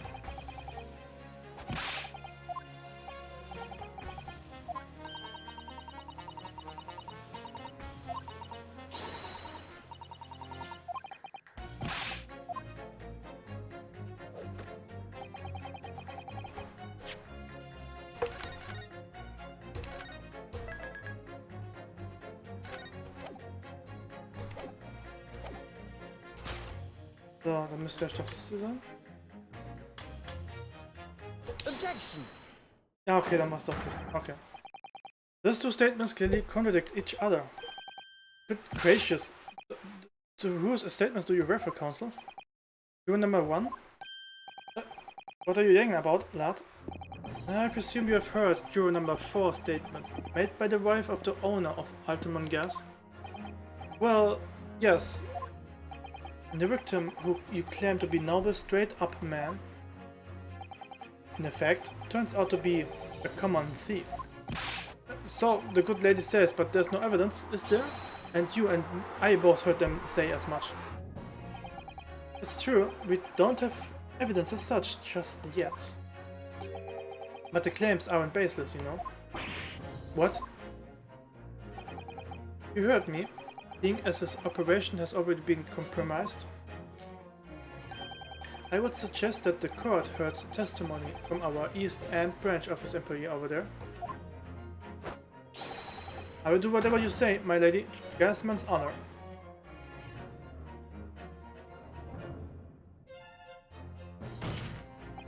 Rule number 1. You say you are a man of your word. If you could show that Mr. Shamesby was a liar, you assured me that you would reconsider your decision about the defendant's guilt? Huh. Yes, I did say that. And as a man of honor, I will hold to it. I'm sure the other gentlemen of the jury will. Me? Oh, well, yes. Now that we found out the man's liar, perhaps we ought to consider the defendant's matter further. Well, if I'm perfectly honest, I haven't heard half of what you have all been saying. If this means you will recap a few points, that will make suit me down to the ground. Oh no, I'm not having any part of this. I want this trial over and done with. In that case, I shall change my leaning. So, Mr. William Shamesby, that is your real name. We have the true demand to know exactly what kind of a man you really are.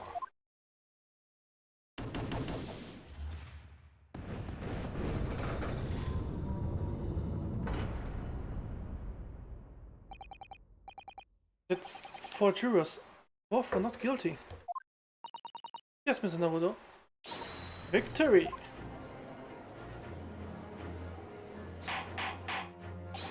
Order, order! Well, this is quite extraordinary, I must say. The result of the defense examination, the jury's leaning has changed.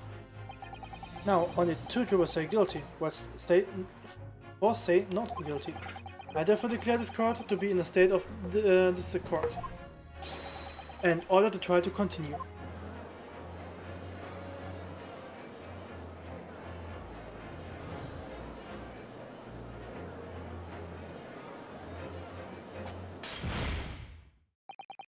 You have spoiled the bouquet, Mr. Shakespeare. Ladies and gentlemen of the jury now find they are unable to trust you, the victim. But your gods will give us some force to make us man. For God meant me, I do, sir. This gasman spake that which concerns him most, not but gas, not but thin air.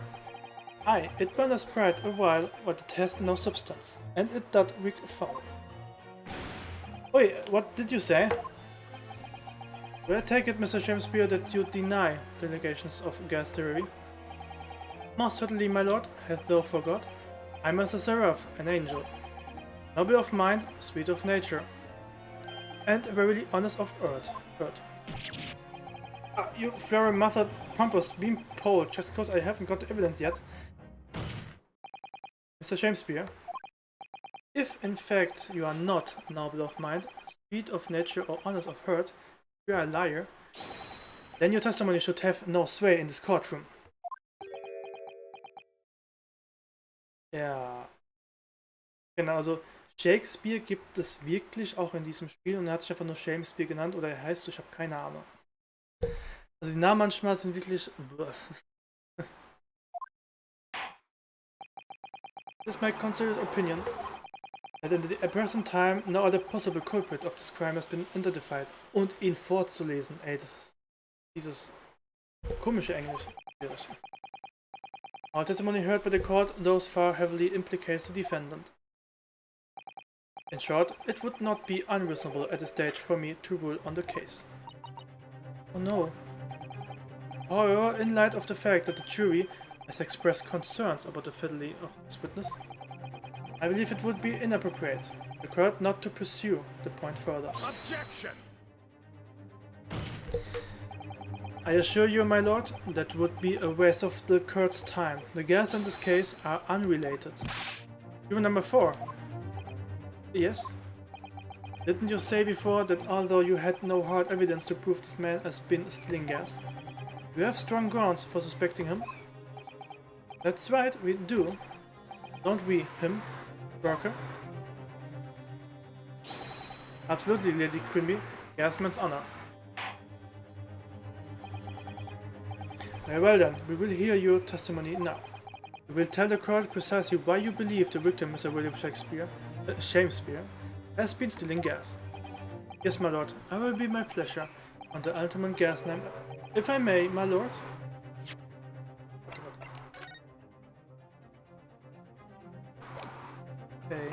Okay.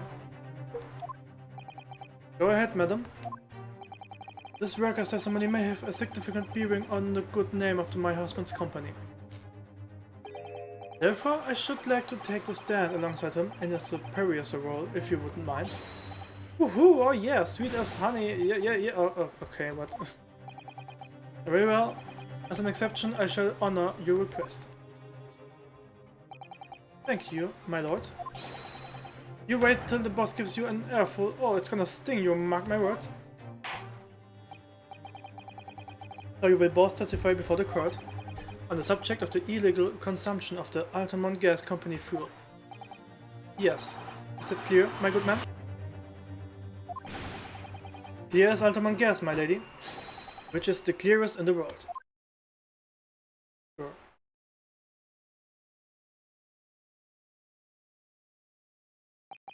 Do you think the gas has gone to his head, Miss Susato?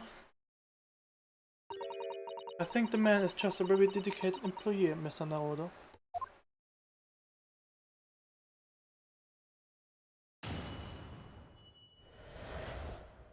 The Altamont Gas Company's investigation. I'm proud to be company's East End branch investigator and meter money collection agent. Altamont Gas meters accept shoppenny bits, each coin giving customers about 2 hours of regular gas. And yet, the meter Mr. Shakespeare's room didn't have a single coin in it. The meters doesn't appear to have been tampered with, though, and the collection agent has the only key. Somehow, he is looking all the flaming gas he wants without paying a penny, if not even, was it? What is? Ah, jetzt, okay. Ich weiß, wie das gemacht hat. Pray forgive the discourtesy. The irrelevance of this testimony caused me to turn to my hallowed chalice. What do you mean by that remark, Lord Van Zieks? Did your mustached Nipponese poison the gangling excuse for an actor, or didn't he? This is all that should concern this court. Yet, now we must listen to this appearance. Clearly, what separates the vast British Empire and you Eastern Island nations is more than geographical distance. But this could turn out to be crucial testimony. The cross-examination must go ahead. Do what you will. One Seeks appears to be in violent mood. Yes, he does. An attempted poisoning and an incident of gas theft with no supporting evidence. It's true that they would appear completely unrelated at first glance. Wonder who tends to be buried in the most unusual place. The first step in uncovering it will be to establish just who and what this man really is.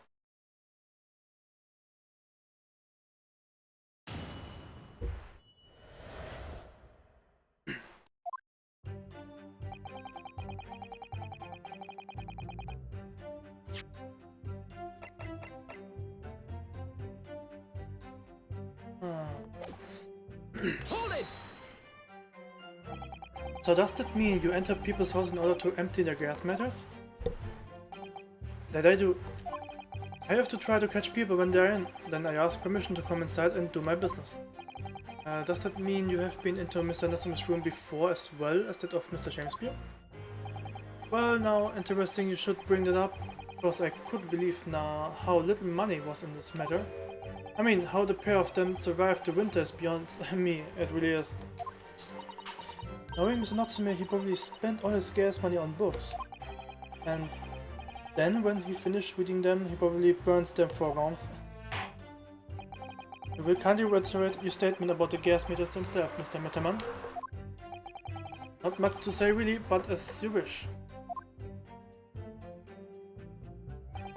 Metterman gas meters accept 2 penny bits each coin, gives customers. Hold it! So, all Londoners' houses that have a gas supply are fitted with these gas meters, are they? They are the latest model, the height of technology developed by our company, Altamont Gas. And anyone who uses our gas will have one of these meters in their property, yes. So, if a 3p coin gives 2 hours of gas, most people would use about 3 coins in a night. A bit more than that, usually. If they have both gas lights and gas stove, that is. Thinking about it, Soseki-san doesn't have a fireplace in that room of his, does he? Some people still choose to use candles, of course, and only have a gas for heating. Ah yes, I do remember seeing candles in Mr. Natsume's room, actually. And how does the money in the meter get back to you at the gas company? Every 3 days, gasmen like me visit properties and on the gas supply and empty the meters of coins. I must say the design and manufacture of the new meter cost the company an awful lot of money. But I believe it did put a stop to people not paying their dues, for the most part. Ah, because they have to pay in advance, you mean? Yes, exactly right.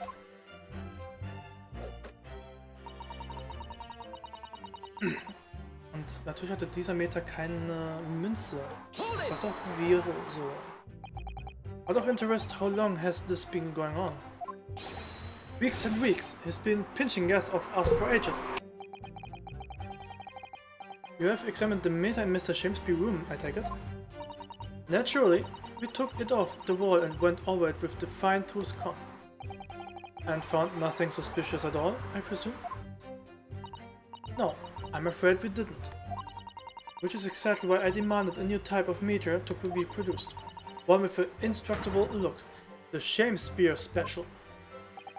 That sounds like it would have cost an awful lot of 3 penny pieces. But even after all that, the rescuer's meter was still empty. I will never forget the humiliation. When I opened up the money box and found it bare. You what? I said. You what? At the look on his face, the swarmy smile of his. I put the meter straight off the wall and took it back to my office. But you know what? Nothing. Not a trace of being chipped open anywhere, not a single sign. And what's happening to my salary as a result? Down by 3 shillings a day, that's what. A life-threatening situation in a number of ways. Incidentally, what becomes of that meter? Nothing become of it. I've still got it. You... oh. What? Right here. No wonder they call you Meter Man. I think it would be prudent for the crowd to sequester this item while the trial is ongoing. Okay.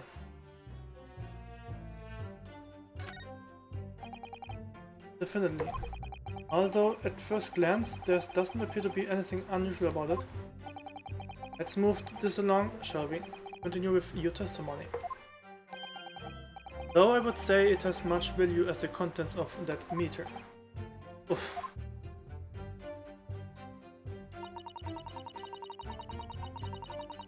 Okay, guck ich mir das mal an.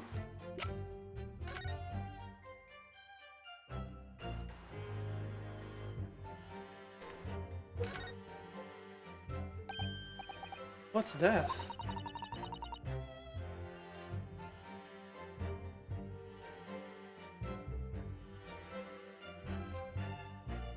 Have you spotted something, Mrs. Naruto? Just there, here, there's a little hole, did you see?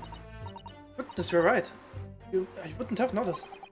Not a very neat hole, is it? Not professional made, I would say. So you think it might have been opened up by Mr. Shakespeare? Possibly. It seems the people at Optimus Gas must have missed it. Well, it certainly seems to go all the way through the inside. Yes, but there's no way a coin could fit through there. It's true, but even so, it seems more than a little suspicious. Ja, okay. Also so langsam komme ich drauf, ja. Ich weiß, wie es funktioniert.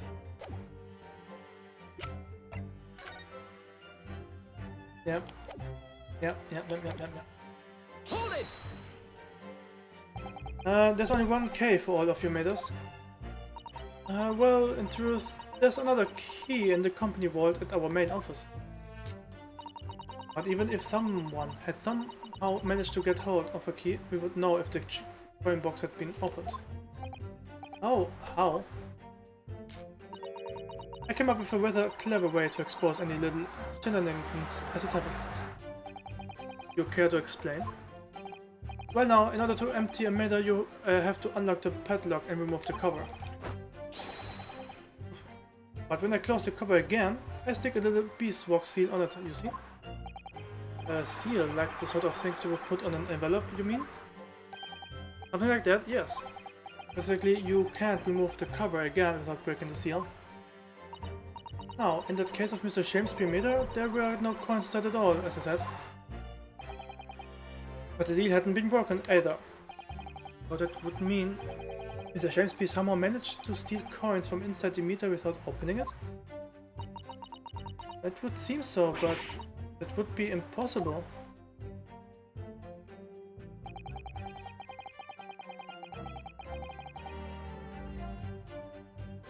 Hold it!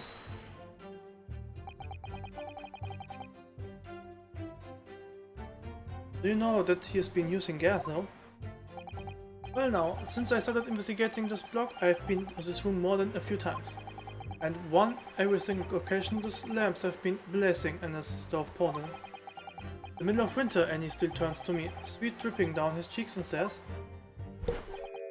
"Get tea to the nunnery." Hamlet indeed.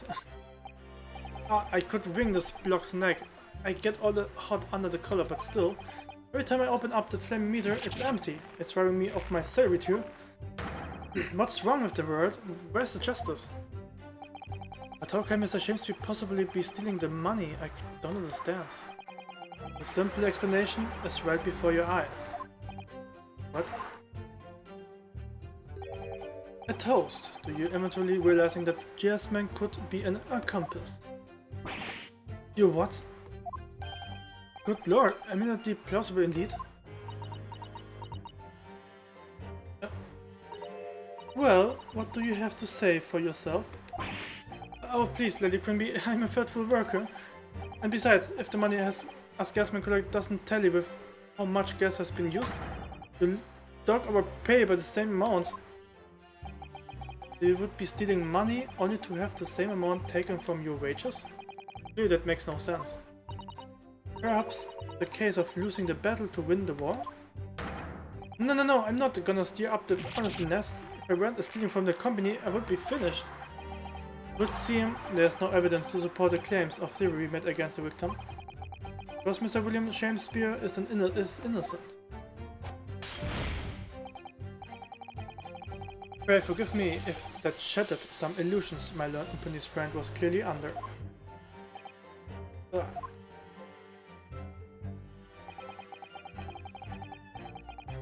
Certainly didn't expect to uncover another crime that looks like it's been taking place in the very same room. According to the testimony, it's only the meter in Mr. Shakespeare's room that under suspicious. It does seem as though perhaps it has nothing to do with the incident involving Mr. Natsume. I know, it does seem the way. But the fact is, since I've been practicing law in England, I feel like I've encountered this at least once already. Cases that are interlinked. Oh. It might seem that two cases have nothing to do with one another at first, but in fact they are intimately connected. Yes, we have experienced that before, haven't we? I wonder if this is another instance. Perhaps, but we can't be sure of that yet.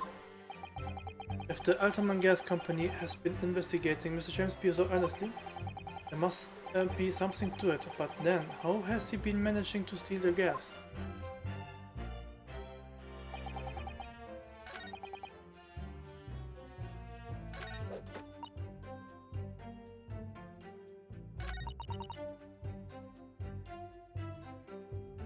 Oh Mann, ihr habt das wirklich nicht gesehen? Lady Altamont, I'm afraid to say that this meter clearly does show a sign of having been tampered with. What? Get away! I've been over and over that thing. I'm telling you, there's nothing wrong with it. In that case, what do you have to say about the small hole that's been made at the base of the coin box? Hole? What?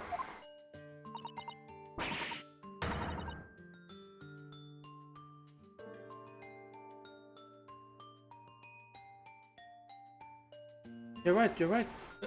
You're quite right, there's a little hole there. The meters aren't supposed to have that, none of the others do. In other words, we can assume that Mr. Shakespeare secretly opened up this hole himself. Yes, I wouldn't be at all surprised, but why? Yeah, why? I mean, it's tiny, you couldn't get a farthing to that. Lady Altamont, I wonder if you could give the court some more details about your meter design. What sort of details? Well, what I would specifically like to know is, how it different cards. Here, das hier. How does the meters tell the difference between different coins? What do you mean? Well, for example, if someone were to put in a 1 penny coin, that would work presumably, would it? No, of course not. Oh well, how does the meters know that the coin isn't being fed as a true penny bit?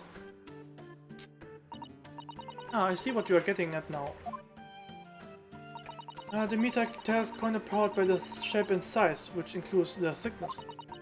A true penny bit is about 3/4 of an inch in diameter, you see. Other coins just won't fit. I see. It's clearly been very well thought out.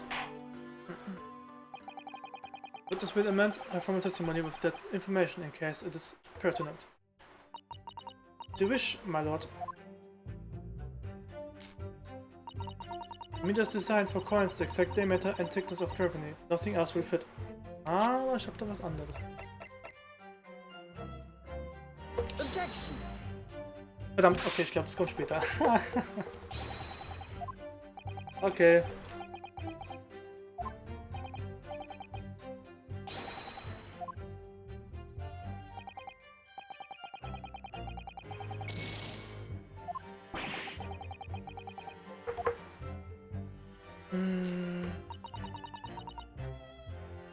Kommt dieser Beweis, glaube ich, später.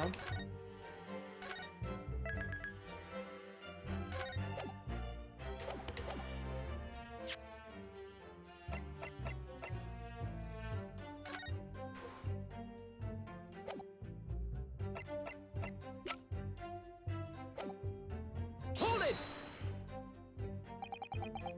But currency then, it would seem that anything matching a 3-pence coin exactly in terms of diameter and thickness particularly will be used. Would that be true? Well, yes, in a way, and the weight comes into it to a certain extent as well. We have thought of that too. Anyway, I will find any fake coins inside the coin box when I empty the meter. The contract says that the customer has to pay 100 times the amount they diddled as a fine. We live for moments like that, as gasmen do. Live for them. Haha. Would seem the gas company has thought of everything. Yoo-hoo! Hooray for gas! Hooray for cash! All amount all the way. It's quite enough of that. Remind me how big are true penny bits? About 3/4 of an inch across. What do you think, Mr. Naruto? Is this 2 centimeters significant? Or perhaps there's some other aspect of the meter's construction that we should be focusing on? Yes, you may be right. Perhaps I should try the different tech here. Like asking about whether the meter can be dismantled, for example. Ja, ich kann mal nachfragen. How can the meter be dismantled? Dismantled? Yes, given that there are no signs of it having been forced, I'm wondering if perhaps rather than being broken up, it might have been taken apart. Well, yes, that does make some sense. Padlock are made by a first-class locksmith from the finest quality steel. And the meter box itself is made from plate steel as well. Will it shut to ensure it can be opened again? I can assure you it's quite impossible to dismantle it. Woohoo! Yeah, nothing leaks from my ultimate meter. No coins, no gas, no nothing. I see. The witness will demand a formal testimony with that information in case it is pertinent. You wish, my lord. The will it shut and the lock is made from solid steel. There's no way to dismantle it.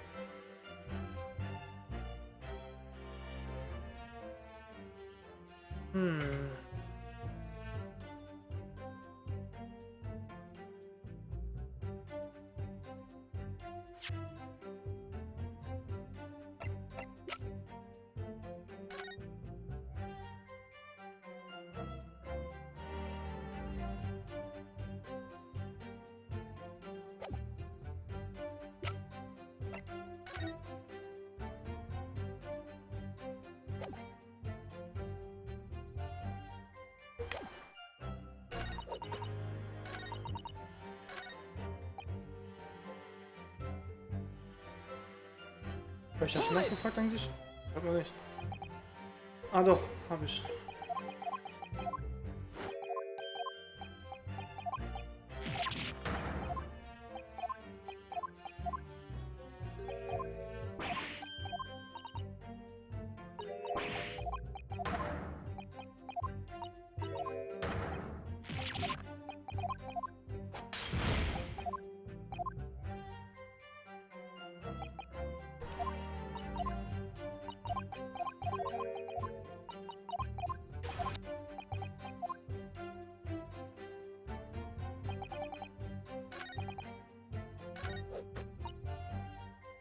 Ich kann nicht.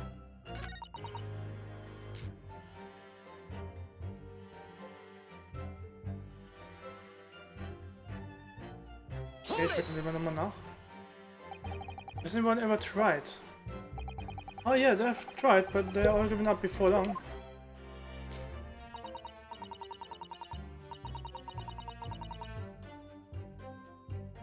So if they actually broke the meter, the company would be able to take legal action. Yes, that makes sense.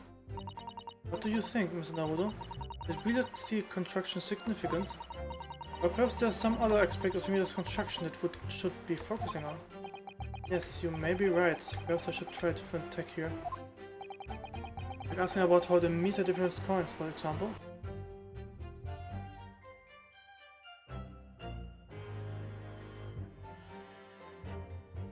Ich weiß gerade nicht.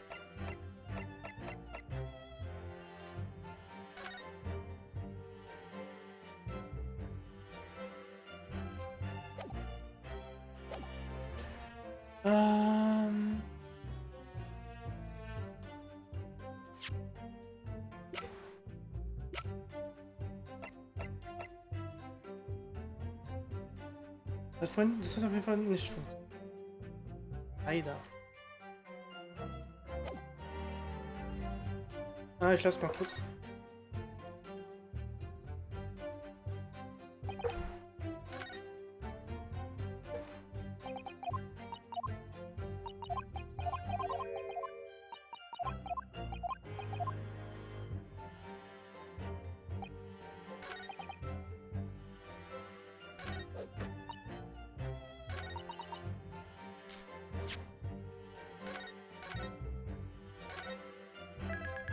Nicht auseinanderbauen, aber es hat ja ein Loch, also muss es ja irgendwie für was dienen. Ich hoffe mal, das Bild reicht aus. Nein. Das reicht nicht.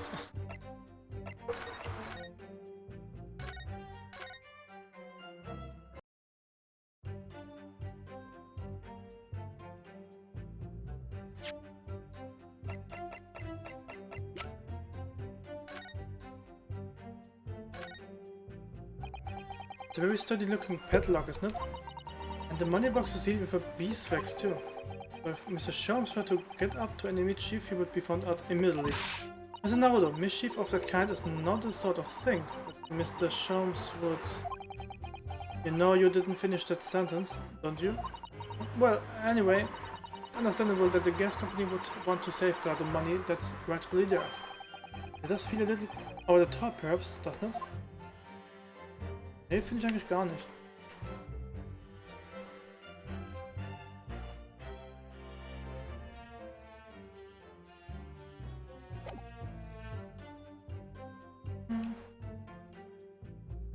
Objection. Nope. Ja, vielleicht doch.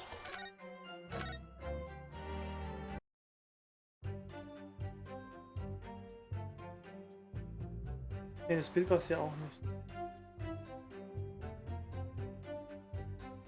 Hold it.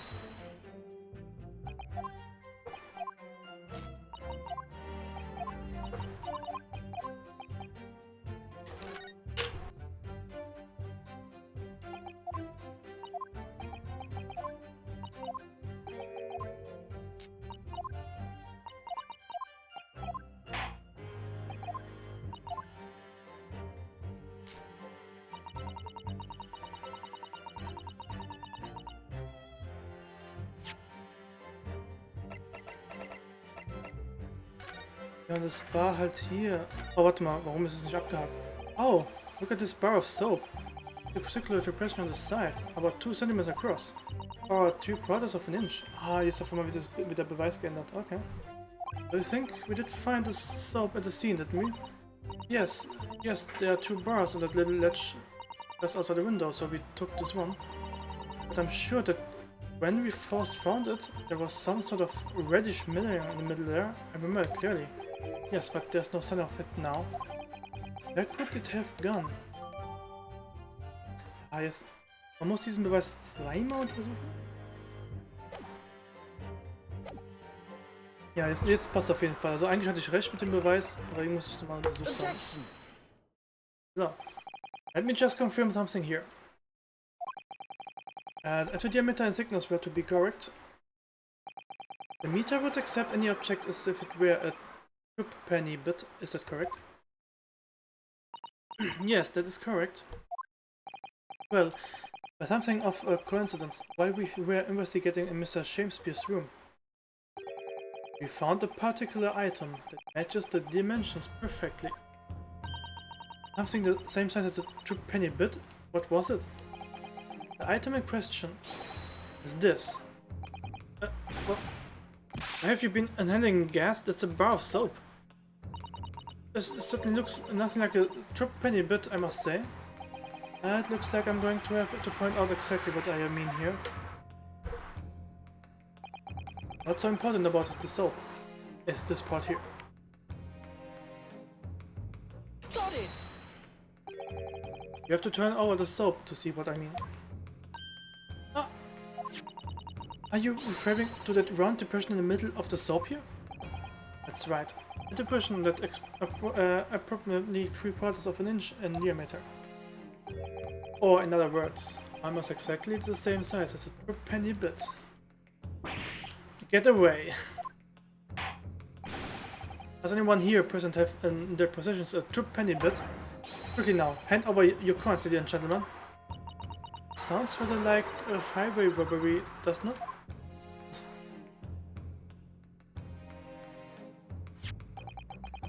Thanks to a kind member of the public in the gallery, I have here a true penny bit. Now, to see if it fits. My word, it couldn't be more snug. Yes, I suspected. This, without a doubt, is a vital clue to explain how the Ultimate Gas Company is being defrauded. What? I don't believe it.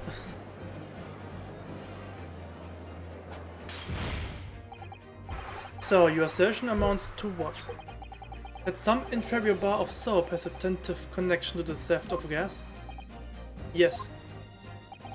The depression to the soup was clearly made by a threepenny bit.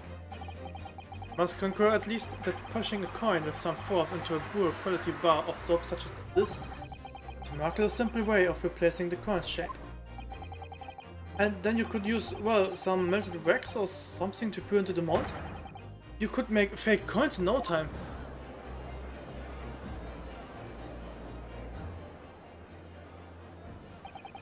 This brings all the pieces of the puzzle together. It's the method Mr. Shakespeare has been using to steal the gas, the missing link.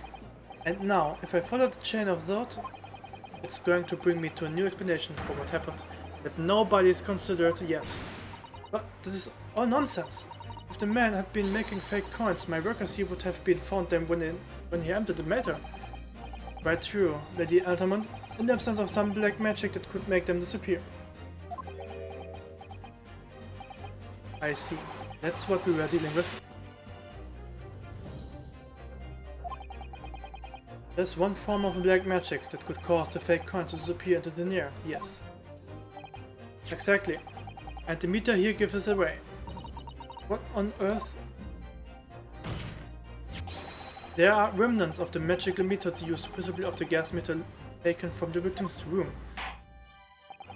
If that is your assertion, Counsel, the defense will identify these remnants that occurred at once. Where on the meter can the remnants of the method used to make the fake coins disappear be seen? Naja, das habe ich ja vorhin schon gezeigt. Got it! We found this bar of soap at the scene of the crime, just outside the victim's window. Outside? Yes, outside, where you yourself, Mr. Mitterman, were loitering in the freezing winter air. That's where we found this soap. Oh, I get it. That's right, the answer, of course, is ice. Did you say ice? Mr. Shakespeare has been leaving soap like this outside the window each evening.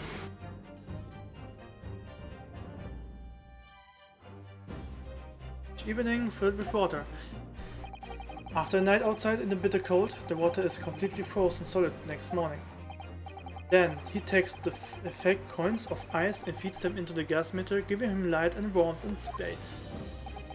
As his room becomes very comfortable warm, the ice now inside the meter's coin box melts. turning back into water and draining harmlessly away to the small hole made in the underside of the meter. That's how, without leaving any evidence of his wrongdoing, this man has been stealing Altamont gas.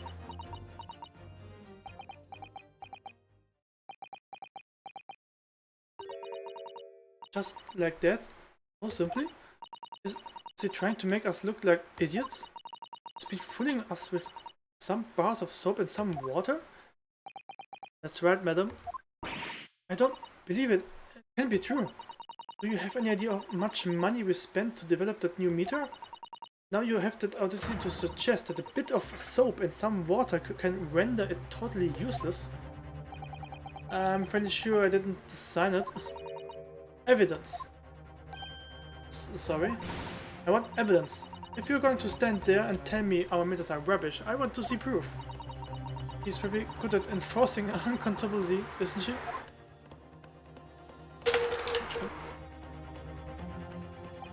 Very well, Lady Altamont.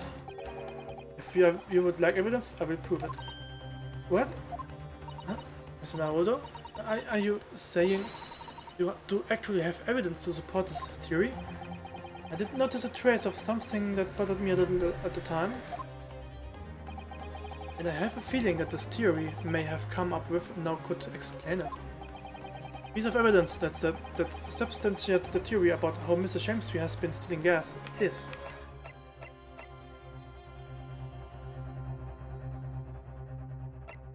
Ich glaube, das ist das Foto hier.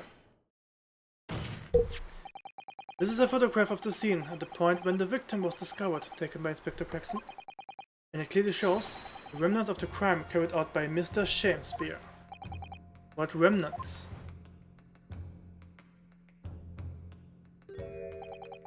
Here you can see the gas meter on the wall in Mr. Shamesby's room. Now, look closely at the floorboards directly underneath the meter. What is that? Some kind of grubby stain? Almost certainly it's a water stain resulting from the liquid that drained out of the hole made in the meter. One coin gives around 2 hours of gas usage, and the occupant was heating his room in all his working hours. You can imagine he would have used around 10 of his fake coins each day. The melting ice inside the meter's coin box would have been tripping out almost constantly, leaving a stain on the floor. This is awful, and there's further evidence too. Mr. Shamesby is slumped over his table, apparently having consumed a strychnine. And right there next to him is a bar of soap, broken in half. You're right. It would appear to me then, counsel, that the man was eating the soap, was he? Pardon me for disagreeing with your lordship, but certainly not. He didn't beat about the bush there, did he? In truth, Mr. Shamesby was found with a fork in his hand.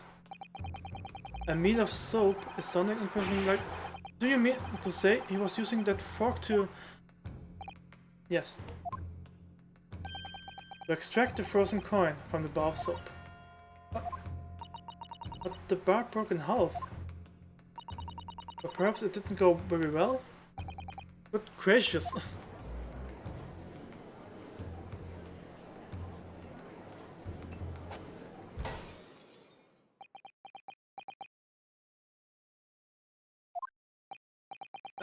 Lot 1-6? I was throwing my hand up in despair, and happened to catch my hallowed bottle on the way. Pray forgive my malicious mistake. What is the meaning of this, counsel? Allow me to pose my learned friend in question. What exactly did you establish with your most recent cross-examination? Well, that Mr. William Shamesby is a liar and a thief. In other words, that his testimony is unreliable. That's it. That's exactly it. Very well, let us assume the man is a liar. Now, allow me to pose another question. What possible difference does that make?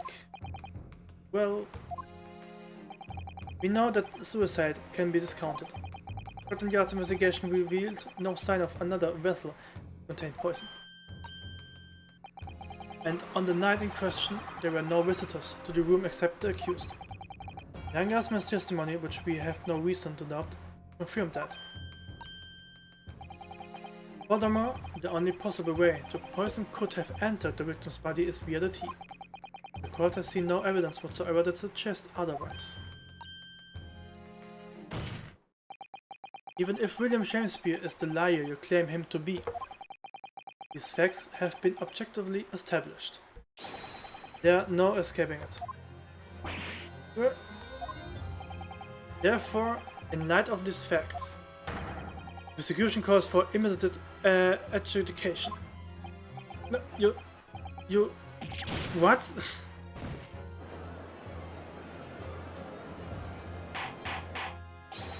Order. Well, counsel, how does the defense respond? Mr. Naruto? What was the point of that last cross-examination? Did it actually get us anywhere? Or did it make no difference at all, like Lord Six is saying? Right? Question of protection. No, this isn't over yet. The defense will not rest. What? But, counsel, you have successfully explained everything. You have identified and substantiated unscrupulous method employed by Mr. Shakespeare to consume gas. What more is there to discuss? Lord Van Six just highlighted 3 facts in order to make this point. But contrary to what he would have the court believe, not all of them have been objectively established at all. What are you trying to say, meine Penny's friend? At least one of those so-called facts is an assumption, made due to a lack of evidence. Huh? But the situation has changed now, allowing the cross-examination of the latest witnesses to take the stand. Don't be absurd. What is this nonsense? Yes. Okay, ich hab doch... Okay. Weil hier in der Suppe, ich sag immer Suppe, nein, in der Seife. Da war so ein bräunlich-orangene Münze sozusagen. Eigentlich hat er ja Wasser reingemacht, aber es hat eigentlich gar keine Farbe. Und dieses bräunlich-orangene müsste der Tee sein. Er hat also den Tee hier reingeschüttet, um weiterhin Rom und so weiter erzeugen zu können. So hat er den Tee gar nicht getrunken.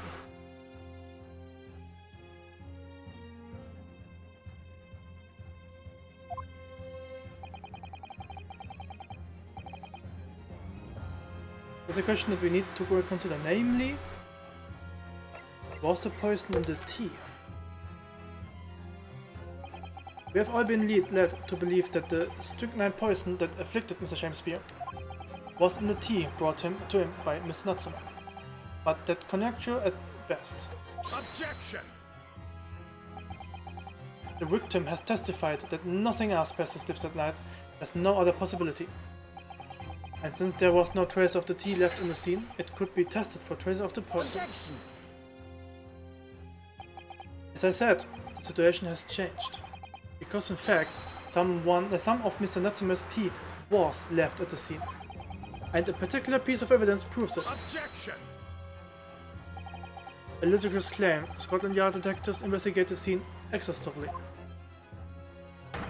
What evidence are you suggesting they missed? The defense has made a bold claim indeed. Very well, counsel. And your proof. What evidence from the scene of the crime can tell us about the nature of the defendant's... Take that! Good gracious! The soap again? The same bar the victim used to fashion his coin of ice?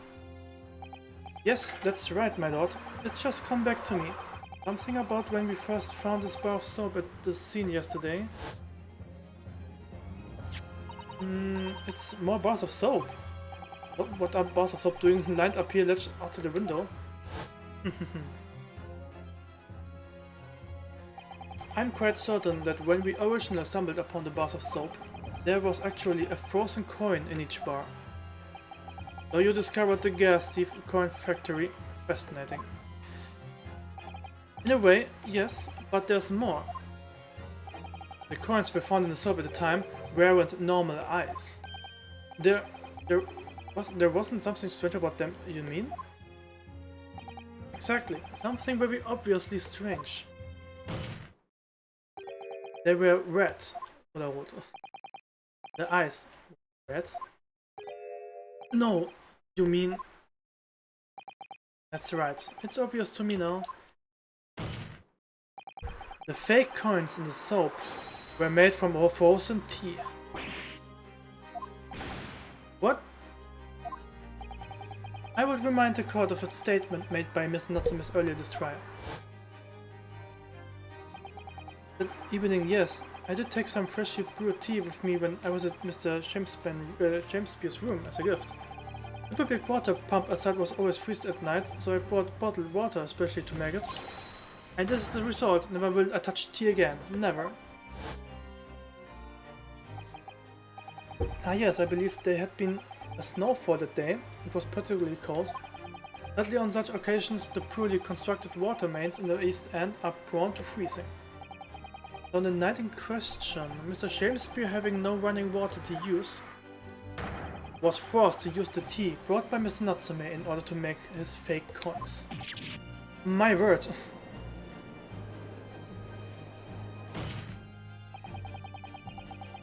There were 2 bars of soap in the window ledge when my judicial assistant and I investigated the scene. That's right, and we only borrowed one of them, which means that even as we speak, some of the defendant's tea is still present at the scene of the crime. Frozen solid in a bar of soap outside Mr. Shakespeare's window. Extraordinary. Earlier today, Inspector Craxton informed the court that even if 1 drop of the tea remained, Scotland Yard would be able to analyze it for poison. As such, we are now in a position to prove or disprove what has until now been more conjecture. By finding out for sure whether or not Mr. Natsume's tea actually contained strychnine at all. Oh, you smug Nipponese. My lord, we cannot do the defendant the injustice for passing judgment now. The police should be dispatched to recover the remaining bar of soap from the scene at once, and the defense requests a thorough analysis of the frozen tea embedded in it, to determine whether or not it contains any poison. Bailiff, instruct the police to attend the scene at once. Yes, my lord, understood.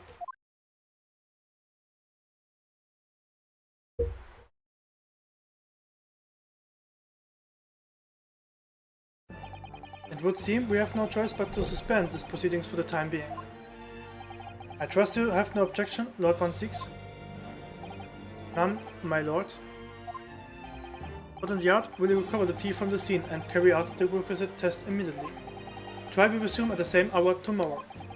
Execution and defense may conduct further investigations and appropriate in the interim. Yes, my lord.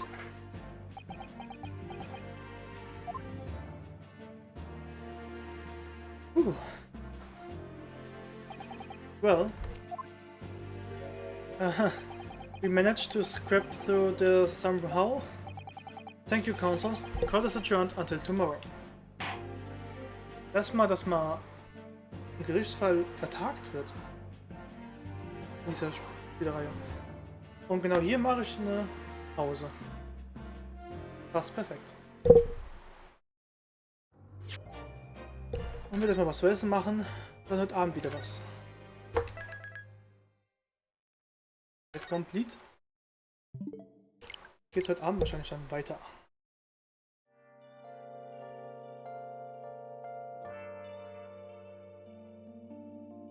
Gut, dann beende ich mal kurz hier den Stream. Und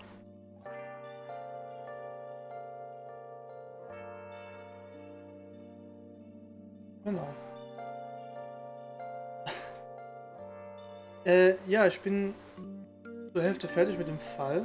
Wir haben jetzt den Fall vertagt. Wieder ein bisschen was zum Untersuchen. Und ich mache jetzt erstmal Pause, weil ich habe Hunger. Ich mache jetzt heute Abend ein bisschen weiter. Und genau. Und wie schon gesagt, mit diesem, was wir dann am Wochenende machen, können wir nochmal irgendwie dann regeln, ob schreiben oder reden. Ja, je nachdem. Wir gucken mal. Genau. Und dann euch noch frohes Schaffen. Irgendwie. Ich hoffe mal, ich packe das und dann wahrscheinlich bis heute Abend dann. Genau, ich schreibe dann. Wir gucken mal, was wir machen können. Genau, dann bis heute Abend. Ciao.